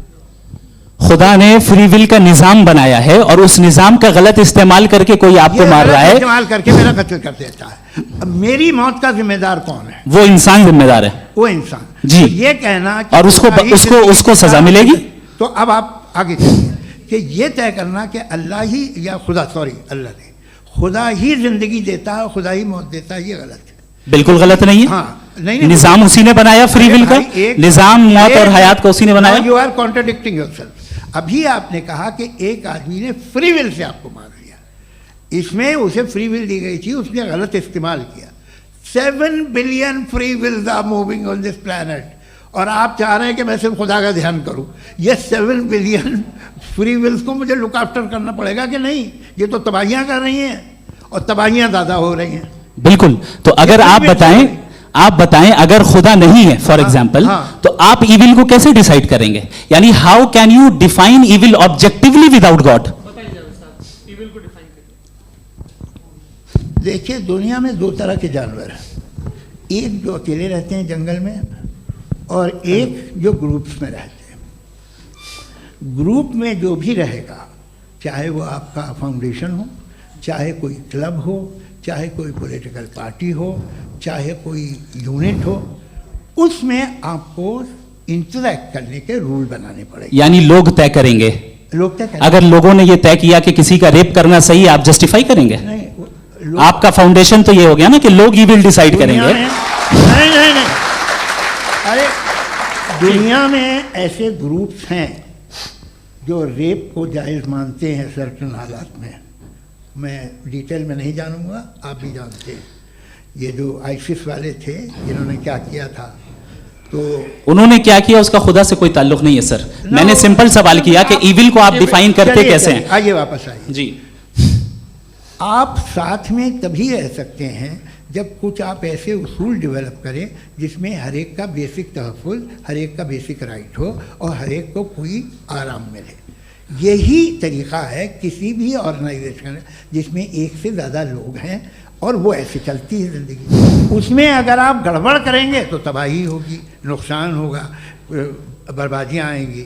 और अगर उसमें आप घर ले लीजिए ना, एक हस्बैंड है, एक वाइफ है, बच्चे हैं, वालदा भी हैं, 2 बहनें भी हैं, एक भाई भी है। अब इसमें कोई निज़ाम आपको चाहिए साथ में रहने का, और एक दूसरे पे भरोसा रहे, एक दूसरे के बहीख्वाह हों, एक दूसरे की मदद करें, ऐसी जिंदगी। सर आपकी बात आ गई। आप ये कह रहे हैं कि लोग डिसाइड करेंगे क्या सही है क्या गलत है, यही है? मेजॉरिटी डिसाइड करेगी क्या सही है क्या गलत है? अरे भाई बिल्कुल। मेजॉरिटी अगर ये कहे कि नाजी जर्मनी के साथ जिस तरह मेजॉरिटी थी कि जेनोसाइड करना सही है, आप जस्टिफाई करेंगे? उस वक्त आपका ये सवाल सिर्फ उसके बाद क्लोजिंग। हाँ, उस वक्त प्लेनेट पे जो लोग थे, उनमें कितने लोग हिटलर को सही समझते? अच्छा, प्लेनेट की मेजॉरिटी तय करेगी, सोसाइटी की नहीं। प्लेनेट की मेजॉरिटी गॉड के एग्जिस्टेंस को सही मानती है, आप क्यों नहीं मानते?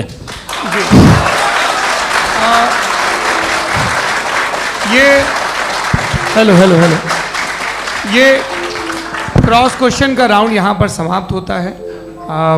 और ये बड़ा अच्छा है कि इस तरह से फ्रेगमेंट कर दिया गया है ताकि जो मरकरी ऊपर जा रहा है नीचे जवाब दे दूं। जी। प्लेनेट की ज़्यादातर मेजॉरिटी कुछ दूसरे मजहबों के खुदा को मानती है।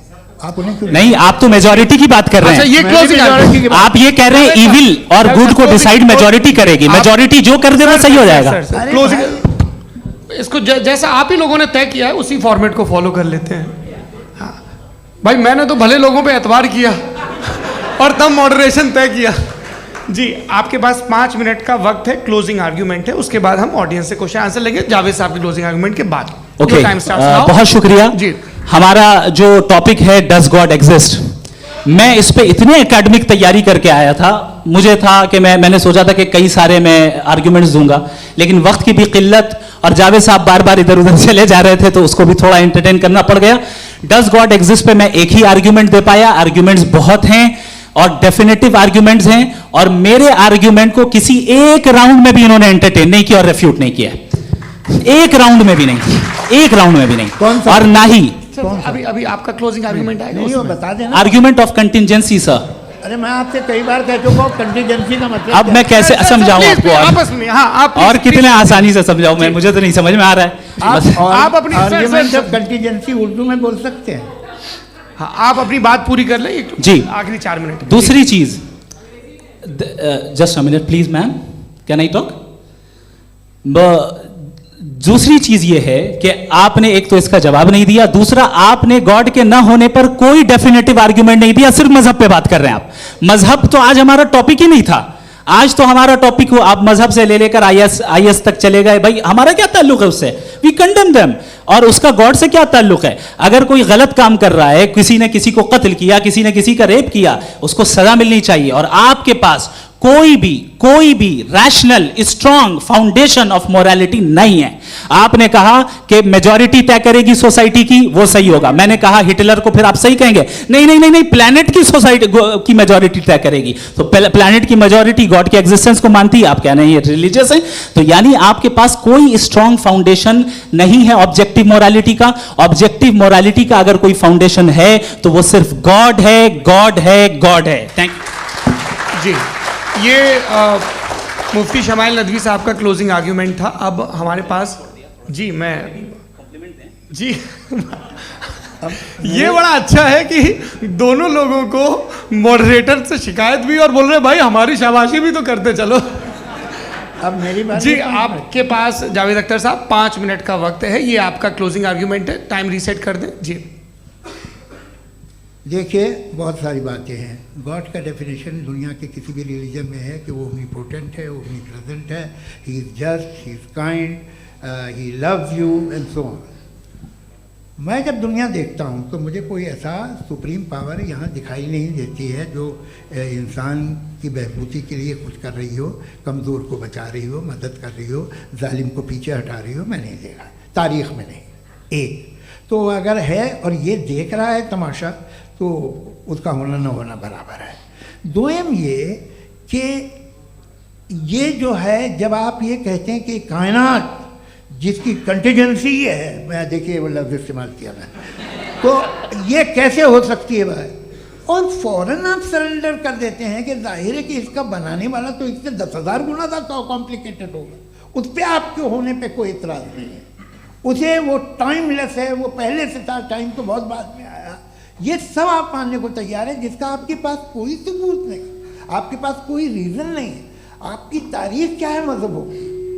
बिलीफ की, जो खुदाओं का बिलीफ है, ये कॉन्स्टेंटली गलत साबित होता रहा है। मतलब आप कहें कि अरिस्टोटल के ज़माने में तो सब जाहिल थे, वो भी इतने ही यकीन से खुदा पे यकीन रखते थे, जो अब नहीं रहा, ये भी नहीं रहेगा। आप लिख लीजिए, और इसके आसार आपको दुनिया में दिखाई देना शुरू हो चुके हैं।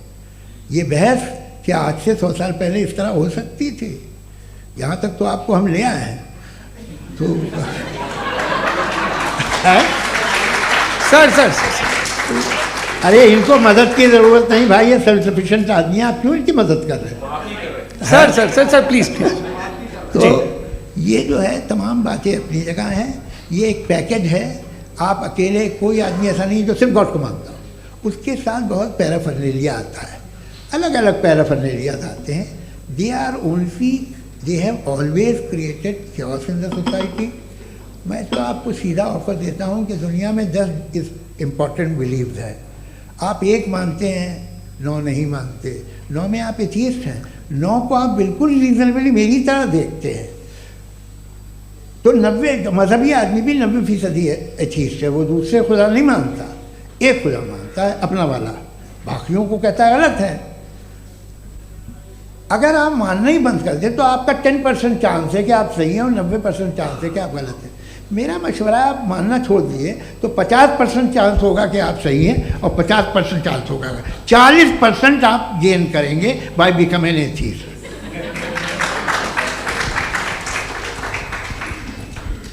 ये एक फरसूदा ख्याल है, ये ख़त्म हो रहा है। हो सकता है मेरी ज़िंदगी में ना हो, लेकिन ये हो जाएगा। जो बातें ये इनको आप मेटाफिज़िकल ये वो ऐसे रिस्पेक्टेबल टर्म दे दिए, ये तो उन लोग के हैं जिन्हें ना फिज़िक्स मालूम थी ना मेटा मालूम था, ये उन्होंने आपको दिए हैं। जी बहुत शुक्रिया आप दोनों लोगों का। और अब इस बातचीत का आखिरी राउंड शुरू होगा, डज गॉड एग्जिस्ट की ये बहस मुफ्ती शमाइल नदवी और जावेद अख्तर साहब के बीच। आप लोग अपने अपने हाथ ऊपर करेंगे, मैं यहाँ से तय करूँगा।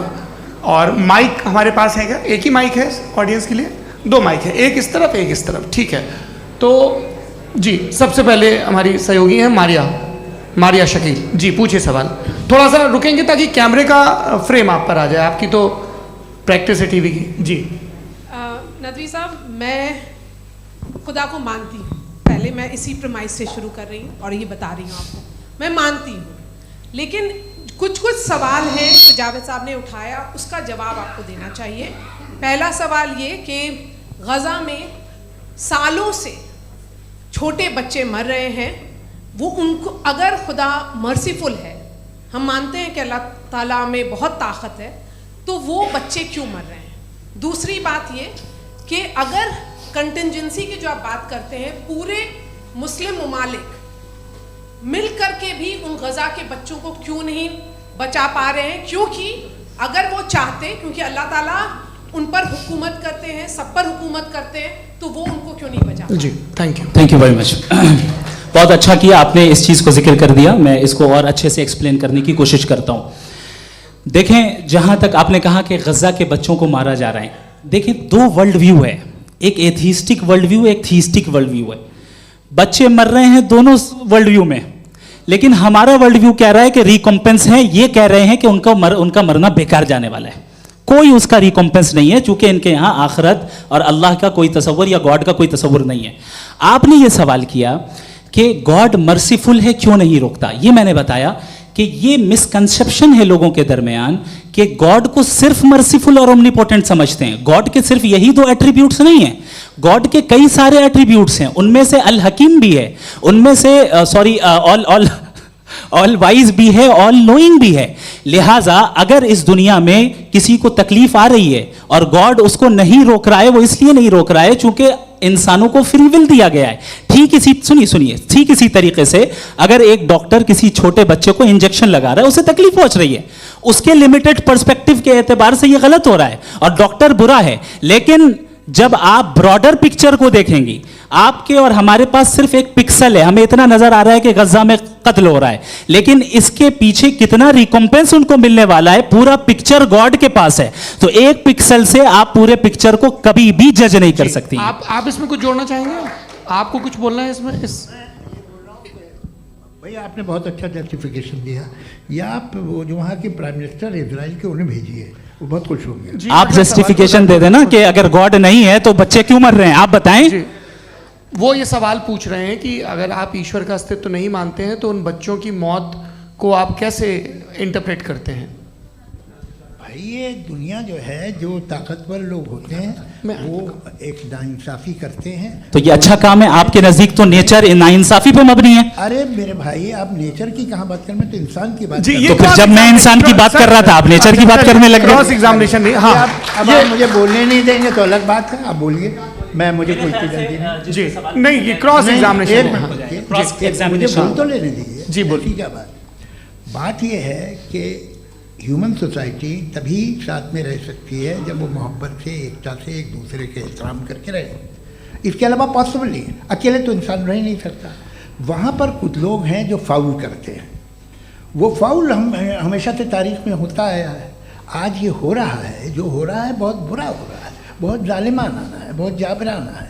उसको आप कहें कि ये बच्चों को कॉम्पनसेशन मिल जाएगा या इसकी इंजेक्शन है, इंजेक्शन तो हेल्थ के लिए दिया जाता है। आप ये कह रहे हैं कि ये बच्चों की जो धज्जियाँ उड़ रही हैं ये इंजेक्शन है, ये टेस्ट है, ये टेस्ट है और उस टेस्ट में उनको ऐसा रिकॉम्पेंस मिलेगा जो आपके तसव्वुर के बाहर है। ये आप 3 बरस के बच्चे को बारूद से उड़ा के टेस्ट ले रहे हैं। वाह, वो नहीं ले रहा है, खुदा नहीं उड़ा रहा है, इजराइल उड़ा रहा है। जी, ये तो उसको अगला सवाल लेते हैं प्रोफेसर पुरुषोत्तम अग्रवाल।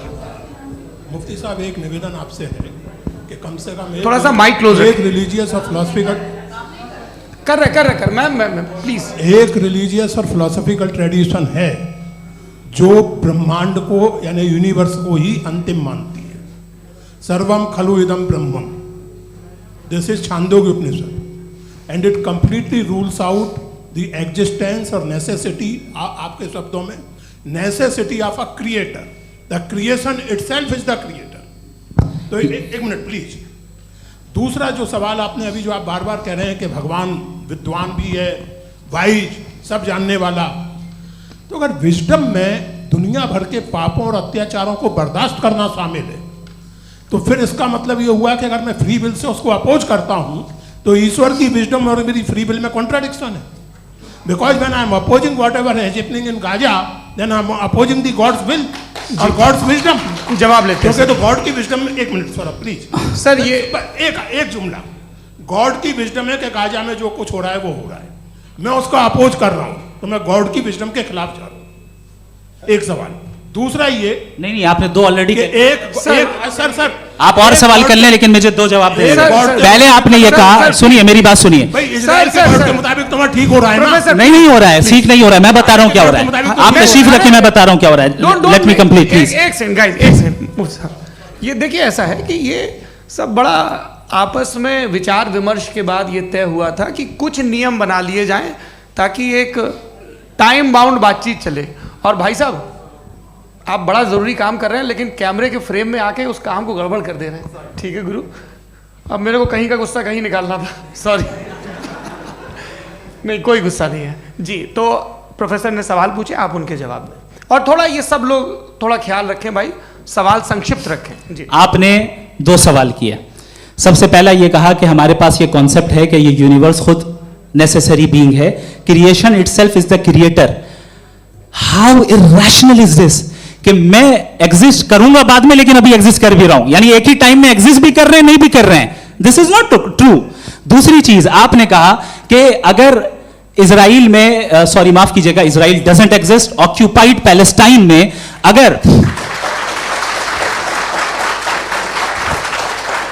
अगर ऑक्यूपाइड पैलेस्टाइन में बच्चों को मारा जा रहा है फ्री विल की वजह से और गॉड नहीं रोक रहा, ये कॉन्ट्रडिक्शन है। ये बताइए कि एक एग्जाम में एक बच्चा गलत आंसर लिख रहा है, सुनिए, एग्जामिनर चाहे तो रोक सकता है, क्यों नहीं रोक रहा है? ये कॉन्ट्रडिक्शन है, ये कॉन्ट्रडिक्शन नहीं है। माइक नहीं सर, ये आपस में जी, ये क्या आपका सवाल? माइक दीजिए। फ्री विल दिया गया है टेस्ट के लिए, अकाउंटेबिलिटी के लिए। अगर फ्री विल नहीं होता तो आप कहते हैं हमें रोबोट बना दिया गया। नॉट मिसरिप्रेजेंट माय पोजीशन, आपकी जो भी पोजीशन, मैं अपनी फ्री विल के नाते, अपने ह्यूमन विजडम के नाते गाजा में हो रही अत्याचार का विरोध करता हूं। बिल्कुल करना चाहिए। के हिसाब से मैं गॉड की विजडम का विरोध कर रहा हूं? बिल्कुल नहीं, जो हो रहा है गॉड की, बिल्कुल भी नहीं, बिल्कुल भी नहीं। उसका वहां पर गाजा में कत्ल होना ये इंसानों के गलत इस्तेमाल का नतीजा है, फ्री विल के इस्तेमाल का नतीजा है। गॉड इसका हुक्म नहीं देता, उससे रोकता है। यही तो मसला है ना, आपके लिए कॉन्सेप्ट क्लियर नहीं नहीं भाई, आपने तो बताया था इंजेक्शन लगाने से बच्चे को तकलीफ होती है, ये इंजेक्शन लगा। सर आप ऐसे रेटोरिक स्टेटमेंट दें तब तो कोई मसला नहीं समझते रहेंगे। This is a rhetoric statement, this is not a logical argument sir. I am sorry, I am sorry. आखिरी 30 मिनट बड़े मुश्किल होने वाले हैं जी। मुफ्ती साहब आगे बैठे हैं, इनको माइक दीजिए। हाँ तरुण, माइक आप अपने पास रखिए, आपको कैमरे का फ्रेम पता है जी। सबसे पहले दोनों को मुबारकबाद। एक सर अपना आप नाम बता दें। आप अमेरिका में शिकागो में रहते हैं, इतना मुझे याद है। बताया आपको, यासिर नदीम अलवाजदी मेरा नाम है। जावेद सर आपसे एक क्वेश्चन है इन्फिनिट रिग्रेस के ताल्लुक से। एक हाइपोथेटिकल सिनेरियो है, मसलन अगर आप सर माइक थोड़ा सा प्लीज क्लोज रखिए जी। अगर आप शायर इसलिए हैं कि आपके कोई उस्ताद शायर थे और वो इसलिए शायर थे कि उनके कोई उस्ताद शायर थे, और इसी तरीके से हम माजी में पीछे चलते चलते चले जाएं और कहीं ना रुके, तो माफ कीजिएगा आप कभी शायर नहीं हो सकते। लेकिन आप शायर हैं, आपका शायर एग्जिस्ट करता है, इसका मतलब ये है कि आप कहीं ना कहीं रुके हैं। तो मेरा सवाल ये है कि क्या आप इन्फिनिट रिग्रेस ऑफ कॉजेस को लॉजिकल फैलेसी मानते हैं या नहीं मानते? हाँ या ना?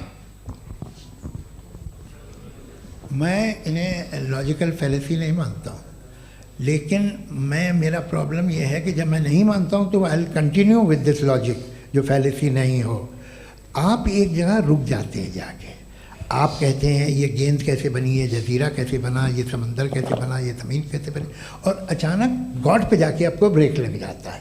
एक बार आप सवाल नहीं करते कि भाई इनको बनाने वाला तो इनसे भी कॉम्प्लिकेटेड होगा, वो कैसे बना, उसके बारे में आपने इत्मीनान कर लिया, वो हमेशा से है। तो अगर आप उसे हमेशा से मानते हैं तो फिर ये मान लीजिए कि कायनात हमेशा से है, क्या तकलीफ फिर हम वजूद में नहीं आते जी है? हम मौजूद नहीं। अच्छा सर क्यों नहीं हो मैं सकते? बताऊंगा, प्लीज प्लीज। जैसे मैंने मिसाल दी आपके शेर की। आपका शेर कभी वजूद में ना आता अगर शायर इसी तरह चलते रहते हमेशा। जी माइक मेरे ख्याल से एक सेकंड, इन्फिनिट रिग्रेस का कॉन्सेप्ट क्लियर नहीं हो जी। पाया, ऐसे रहने दें, लेट्स मूव ऑन सर। ठीक है, हाँ थोड़ा सा मॉडरेटर का भी ख्याल रखें। नहीं आपने तो रखा है, आपने रखा है। यहाँ पे गौहर रजा साहब हैं, वो भी एक सवाल पूछना चाहते हैं। माइक यहाँ नीचे से ऑन कर दिए, नीचे।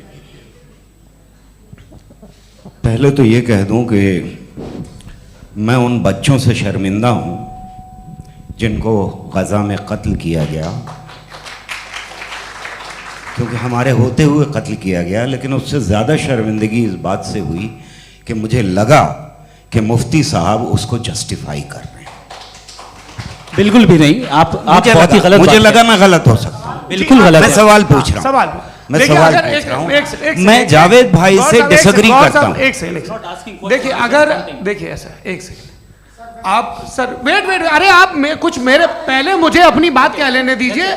अगर ऑडियंस तय करेगी तो फिर मॉडरेटर का मतलब नहीं। मेरा आप सबसे ये कहना है, ये बहस दो लोगों के बीच में है, एक तरफ मुफ्ती साहब, एक तरफ जावेद साहब। पिछले 1.5 घंटे से ये लोग अपने अपने तर्क रख रहे हैं। आपकी इनसे इत्तेफाकी हो सकती है, ना इत्तेफाकी हो सकती है। मेरे उस्ताद मुझे सिखा गए हैं कि मुखामुखम में असहमति की गुंजाइश बची रहनी चाहिए। अगर मैं आपकी बहुत इज्जत करता हूँ गौहर साहब, आपने जो कमाल की किताबें लिखी, साइंटिफिक टेम्परामेंट, लेकिन मेरी ये गुजारिश है आप सब से कि यदि आप इन लोगों ने जो बोला उन पर टिप्पणियां करेंगे तो ना वक्त की पाबंदी रहेगी, ना वो अनुशासन। आप सवाल पूछ लें, उस सवाल में जो बात आ जाए वो आ जाए। मैं जावेद साहब से डिसएग्री करता हूं, इसलिए जावेद साहब से सवाल पूछ रहा हूं। आपका सवाल जावेद अख्तर साहब से। और सवाल ये है मेरा कि जावेद साहब ने कई बार लॉजिक का इस्तेमाल किया कि साइंस में लॉजिक है और रिलीजन में लॉजिक नहीं है। मेरा ख्याल ये है कि रिलीजन में भी लॉजिक है, लेकिन उस लॉजिक की बेसिस ये है कि आप रुक जाते हैं, जिसका जिक्र जावेद साहब ने बार बार किया, यानी खुदा के तसव्वुर पे आते हुए, गॉड के तसव्वुर पे आते हुए रुक जाते हैं। और इसमें सवाल पूछना मतलब फॉरबिडन होता है। सवाल ये है कि क्या जावेद साहब इससे एग्री करते हैं कि साइंस की लॉजिक अलग है और रिलीजन की लॉजिक अलग है? बताइए सर। देखिए, 3 चीज़ें हैं, साइंस है, एक है मंतिक है, इस्तिदलाल है, और एक जो है कुछ भी नहीं है, फेथ है, अकीदा है। मैं अकीदे की लॉजिक का कायल नहीं हूँ। मुझे आप इस्तिदलाल से, लॉजिक से, रीज़न से समझाइए, मैं मानने को तैयार हूँ, मेरा क्या नुकसान होगा। लेकिन ये कि अकीदे पे मैं नहीं जा सकता हूँ। अकीदे का मतलब है कि तुम ये मान लो, सवाल ना करो, ये नहीं। आप सारी बातें करके, बड़ी साइंटिफिक बातें करके एक जगह जाके खुदा के हुदूद पे रुक जाते हैं, सरेंडर कर देते हैं। मैं सरेंडर करने को तैयार नहीं। दैट्स ऑल जी। ये आगे सर बैठे हुए हैं, इनको माइक दीजिए। भाई। वो आप पूछना चाह रहे थे ना भाई? हाँ, नहीं मैं ये थैंक यू जी। आपका नाम? आसिम इफ्तिखार। आसिम जी, पूछिए।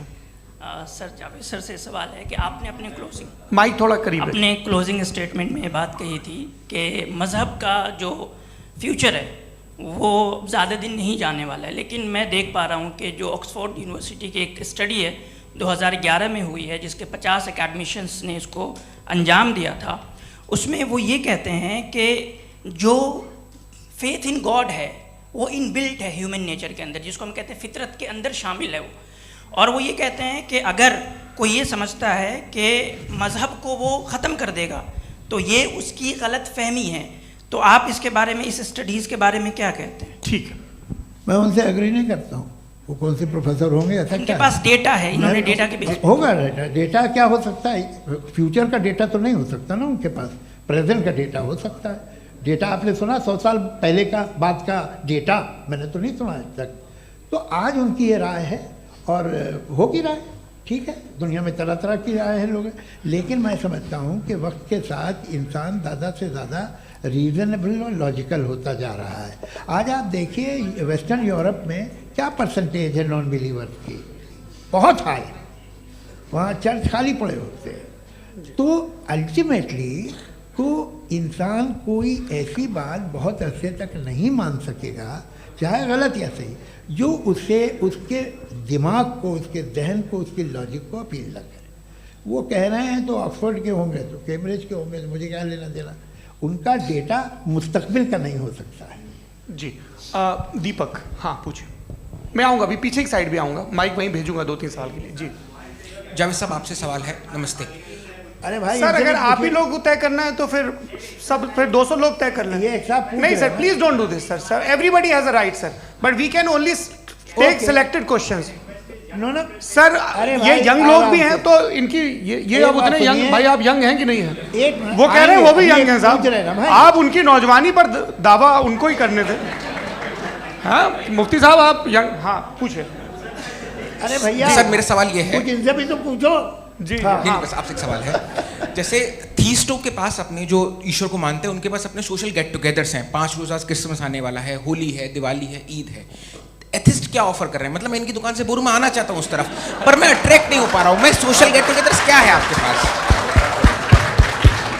वो ये कह रहे हैं कि जो धार्मिक लोग हैं, अलग अलग धर्म के लोग, उनके उत्सव त्योहार कॉन्ग्रेगेशन बहुत हैं। अब आपको मैं एक सुनाता हूँ, यहाँ हिस्टोरियन भी बैठे हैं।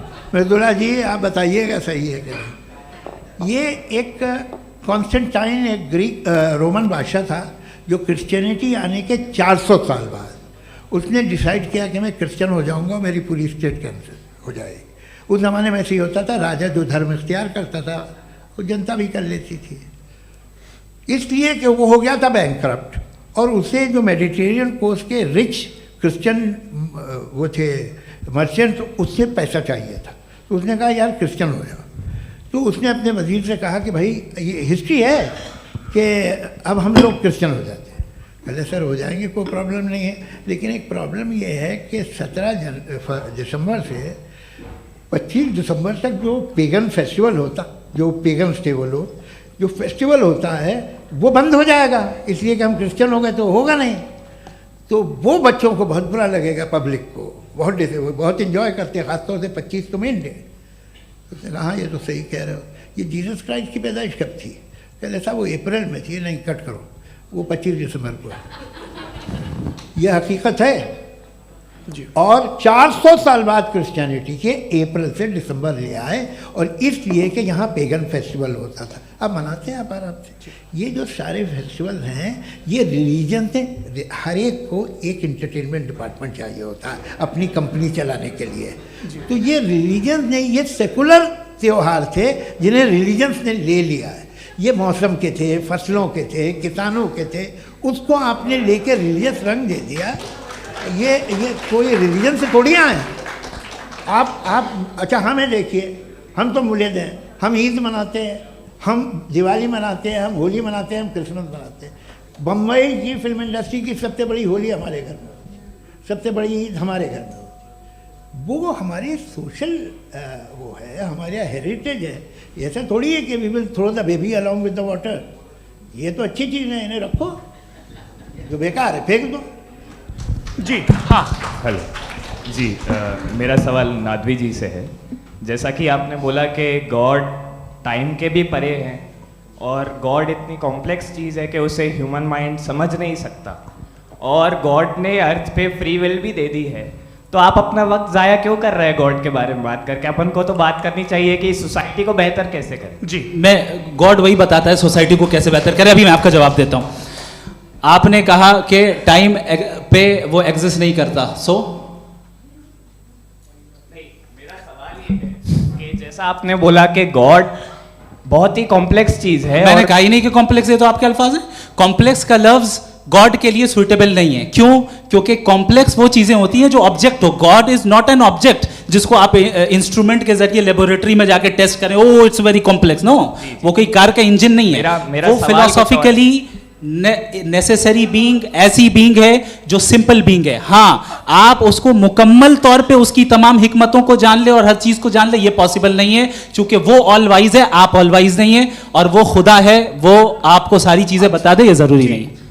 मेरा सवाल ये नहीं था, मेरा सवाल ये था कि जब गॉड इतना परे है इस दुनिया से कि उसने अर्थ पे फ्री विल भी दी है, हम सब ह्यूमंस की फ्री विल है, और जो सोसाइटी में हो रहा है वो अपन लोग डिसाइड करेंगे, तो अपन लोग डिसाइड नहीं करेंगे ना, अपन लोग डिसाइड नहीं करेंगे। गॉड जो है, गॉड ने वो उसकी जात, उसकी एग्जिस्टेंस टाइम एंड स्पेस से परे है, लेकिन वो हमारा टेस्ट ले रहा है और उसी गॉड ने हमें बताया कि तुम्हें क्या करना है क्या नहीं करना है, तो जाहिर उस गॉड की बात सुनेंगे ना हम। जी, वो पीछे एक चश्मा लगाए जो मैम खड़ी हैं, उनको दीजिए। हाँ, आप जी जी बिल्कुल आएंगे। देखिए मैं कोशिश कर रहा हूँ सब तरफ जाने की। हाँ, उनको दीजिए माइक। जी, हेलो सर, मैं ओमनी प्रेजेंट नहीं हूँ, टाइम पाबंद हूँ और जहां तक कोशिश कर सकता हूँ करूंगा। जी, अपना नाम बताइए। मेरा नाम उर्सुला है, मैं दिल्ली यूनिवर्सिटी की एक स्टूडेंट हूँ और मैं स्टूडेंट फेडरेशन ऑफ इंडिया से हूँ। मेरा सवाल मुफ्ती जी से है कि इस हॉल के इस कमरे में बैठ के हम लोग रेप की मोरालिटी के बारे में फिलोसफिकली बात तो कर सकते हैं, बट असलियत ये है कि रोज़मर्रा की ज़िंदगी में औरतें रेप के थ्रू गुजरती हैं, और हम लोग सिर्फ नंबर्स पे इस तरह नहीं देख सकते, क्योंकि कितनी औरतें हैं इन कंट्रीज़ में जहाँ पे आप बता रहे हैं कि केसेस कम हैं, जिनका एक्सेस है कि वो जाके केस फाइल कर सकें। कितनी औरतें हैं जो जिनको काम करने की आज़ादी है उन कंट्रीज़ में। यूरोप में ये आज़ादी आ गई, यूरोप में ये रूल्स आ गए, तो हम आज उसके बारे में बात कर पा रहे हैं। जी, जवाब।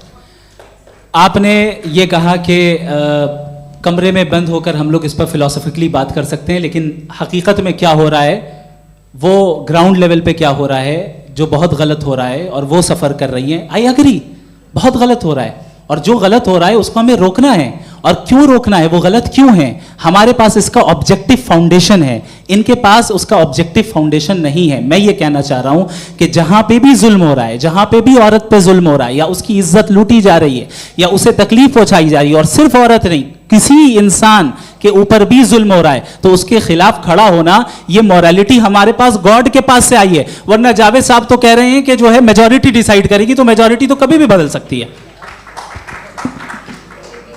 क्या आप हाँ। ये थोड़ी सी आपको गलतफहमी है। मैं अगर मेरे जुमले से ये मदना निकला या मैंने कहा, तो ये जुमला मैं वापस लेता हूँ, ये मेरा मतलब ही नहीं था कि मेजॉरिटी डिसाइड करेगी। मेजॉरिटी डिसाइड करे तो दुनिया में बड़ी, वैसे आपने कहा था ये जुमला। अच्छा, हो मैं मान रहा हूँ, बाद में रिकैप कर लेंगे। अरे एक सेकंड, मैं अपनी एक्सप्लेनेशन दे रहा हूँ।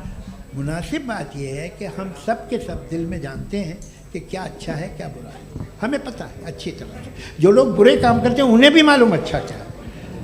यही तो सवाल था हजरत कि फिर ये मोरालिटी आई कहाँ से? Cross examination. हाँ जी, हाँ, मोरालिटी साथ रहने की डिजायर से आई, यानी साथ रहकर जो कुछ कह दे, जो कुछ कर दे, वो हो जाएगा। नहीं नहीं, तो आप कायदे से रह ही कर सकते हैं जब तक लोगों में मोरालिटी हो, वरना क्यास हो जाएगा। ये आपको कैसे पता?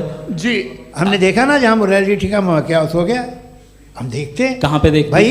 तो दुनिया में आप जो कह रहे हैं, आप कहीं पे अगर गलत हो रहा है, इस बहस तो के बाद में आप देखिए, आप एपिस्टेमोलॉजी की बात कर रहे हैं, मैं ऑन्टोलॉजी की बात कर रहा हूं। मैं इस बहस के बाद आप दोनों लोगों को चाय पे होस्ट करूंगा, वहां पे क्रॉस एग्जामिनेशन कर लीजिएगा। अभी ऑडियंस का हक मार रहे हैं आप लोग भाई, सर जस्ट लोग हैं आप लोग। और ये भाई ये हाँ, उधर आएंगे, जी सर आएंगे। अच्छा सर, मेरा नाम लईकुर रहमान है और मैं अलीगढ़ मुस्लिम यूनिवर्सिटी का स्टूडेंट हूँ, और जहाँ तक मुझे पता है कि sir you are also product of Aligarh Muslim University. मैं भी उसी चमन का बुलबुल। हाँ सर, तो बहुत खुशी हुई मुझे जान करके कि मैं आपसे मिलूंगा। सवाल सर, मेरा सवाल यह है, सर सैयद अलैहिर्रहमा का नज़रिया यह था कि खुदा के वजूद को अक़ल के दायरे में रह कर के तलाश करना, न कि पूरी तौर से उसका इनकार कर देना।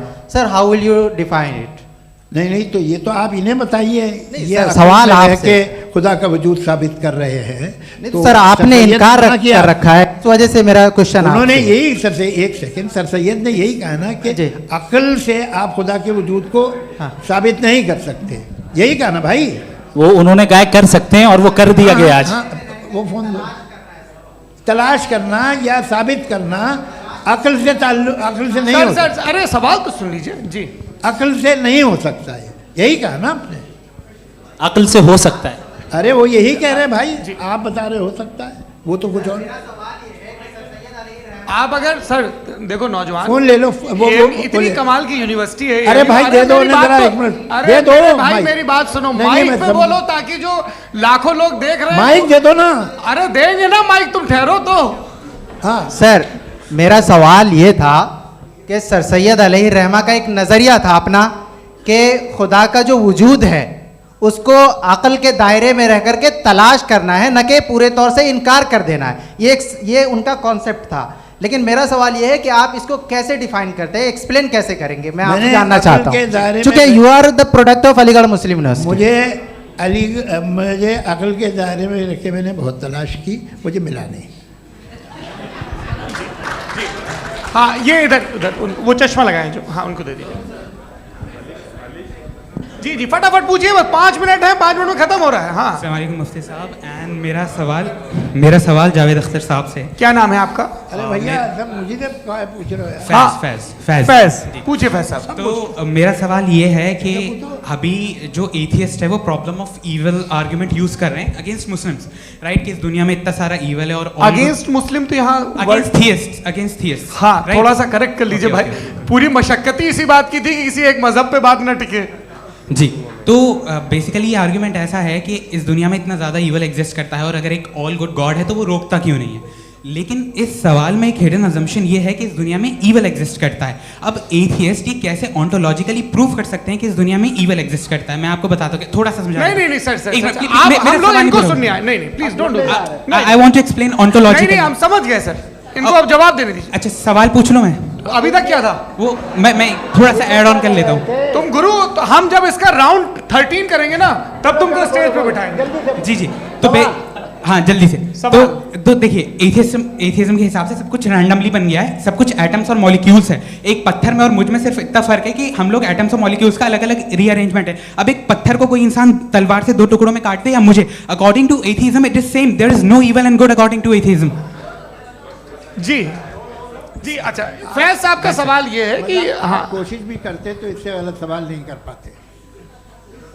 एक लाइफ फॉर्म है और लाइफ फॉर्म में फीलिंग्स हैं, मतलब लाइफ फॉर्म सुनता है, देखता है, टेस्ट कर सकता है, फील कर सकता है, तो उसकी ये जो क्वालिटी इस बबल में आ गई हैं वो जानवर में भी है, इंसान में भी है। तो जाहिर है कि उसे कोई तकलीफ पहुंचेगी, तो चूंकि उसके पास वो सेंसिटिविटी है तो मैं करेगा, पत्थर में वो सेंसिटिविटी नहीं है। तो ये क्या सवाल हुआ कि अगर पत्थर को काटा तो पत्थर को तकलीफ नहीं होती, तो आपको काटे तो आपको क्यों तकलीफ हो? बैठ जाइए। जी हाँ अगला सवाल। हाँ पूछे जी जावेद अख्तर साहब। अरे भैया सब आप लोग मुफ्ती साहब को छोड़ रहे हैं, तो मेरे ही पीछे पड़े हैं क्या? चलो बोलो भाई। You asked how God can exist when children die in Gaza. Huh? You asked how God can exist when children die in Gaza, and you also mentioned the rise of atheism in Europe. But the same events also are leading many atheists and non-believers to turn towards faith. How do you interpret this contradiction, where suffering pushes some away from God, yet brings others closer to belief? देखिए आपको एक बात बताऊं, दुनिया perfect तो कहीं भी नहीं है, हर जगह कुछ खामियां हैं। बेटा एक मिनट, मैं आप ही को कहेंगे, देखो वो तो कुछ खामियां, कमज़ोरियां, खराबियां सब जगह है। लेकिन अगर देखोगे ईमानदारी से कि दुनिया सबसे ज़्यादा महज़ब कहाँ है, एक आम शहरी को कहाँ हुकूक हासिल हैं, वो बोल सकता है, अपनी मर्ज़ी से काम कर सकता है, अपनी मर्ज़ी से राय दे सकता है, हुकूमत के ख़िलाफ़ बोल सकता है, बरसरे इक़्तिदार लोगों के बारे में बोल सकता है, सरमायादारों के ख़िलाफ़ बोल सकता है। तो आपको ये स्कैंडिनेवियन कंट्रीज़ में मिलेगा, वेस्टर्न यूरोप में मिलेगा। मैं नहीं कह रहा वो परफेक्ट है, बिल्कुल नहीं, वहाँ बहुत ख़राबियाँ भी हैं, परफेक्ट तो कोई नहीं। लेकिन जिन जिन मुल्कों में, लैटिन अमेरिका देखो, गल्फ़ देखो, वहाँ पर आपको ये ज़रूर है कि रेप नहीं होते होंगे। रेप की ज़रूरत क्या है भाई? उसको तो ख़रीद लो, घर में रखो, सड़क पर रेप करने की क्या ज़रूरत है? मगर सुनिए, मगर हकीकत ये है कि वहाँ शख्सी आज़ादी राय देने की, बोलने की नहीं है। जी ये एक आखिरी सवाल मुफ्ती साहब से। हाँ मैम, इनको माइक दीजिए। शुक्रिया। मेरा नाम मनीषा है, मैं हरियाणा से आई हूँ। मैं मुफ्ती साहब से एक बात पूछना चाहती हूँ। आप बार बार जावेद साहब को कॉन्ट्राडिक्ट तो कर रहे हैं कि आपने ये कहा, लेकिन आप भी अजम्पशंस के बेसिस पे बात कर रहे हैं। आपने खुदा के होने का कौन सा प्रूफ पेश किया है खुदा की एग्जिस्टेंस का?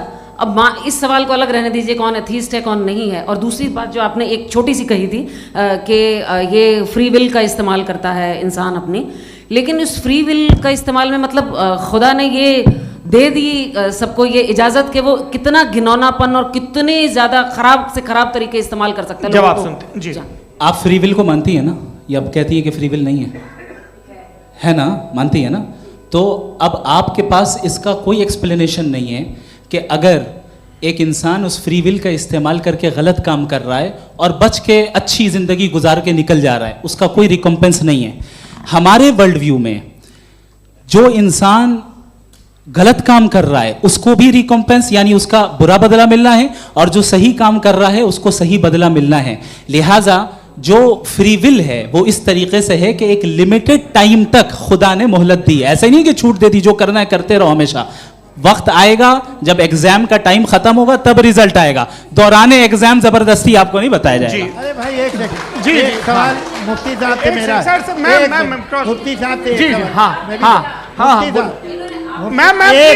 रुक जाइए, आपसे फोन आप इसके बाद आपसे यही रहेंगे वो। हाँ बोलिए। मैं मुफ्ती साहब एक ही सवाल करता हूँ कि अगर जो हो रहा है फ्री विल से हो रहा है और एक दिन बरोज़ क़यामत इंसाफ होगा मैशर में वगैरह वगैरह, तो दुआ क्यों मांगते हैं लोग?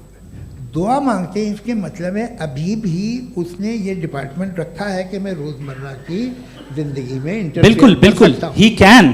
तो तुम कैन हो, तुम मुझे नौकरी दिला देते हो, मेरे बेटे को ग्रीन कार्ड दिला देते हो, और 45,000 बच्चे मरते उन्हें रोकते नहीं हो। नहीं तो क्या आप ये कह रहे हैं कि इस दुनिया में जालिमों को कभी पकड़ ही नहीं होती है? अरे जो भी पकड़ होगी वो बच्चे रोते हैं। बिल्कुल, देखिए मैंने अपने ओपनिंग स्टेटमेंट में यही कहा था कि जनाब जावेद साहब सिर्फ इमोशनल आर्गुमेंट देंगे।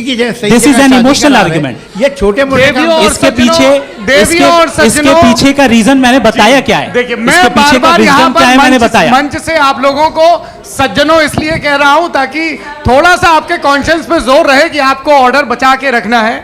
वक्त तय हुआ था, ये वक्त पूरा हुआ, आपने इतने धैर्यपूर्वक सुना, मैं आप सबका बहुत बहुत शुक्रगुजार हूं। यदि इन दोनों विद्वानों की इच्छा होगी तो कभी हम इस बातचीत का राउंड 2, राउंड 3, यही तो देखिए खूबी है इंसान की कि बहस मुबाहसे में वो पड़ा रहता है। आप लोगों ने बड़े धैर्य का परिचय दिया, बहुत बहुत शुक्रिया। इसी के साथ ये बातचीत यहाँ पे समाप्त होती है। आप लोगों को मैं एक बात बता दूं, ये सारी बहस हो गई, अब मुफ्ती साहब और बड़े मुफ्ती साहब इन साथ के साथ मैं खाना खाने वाला हूँ।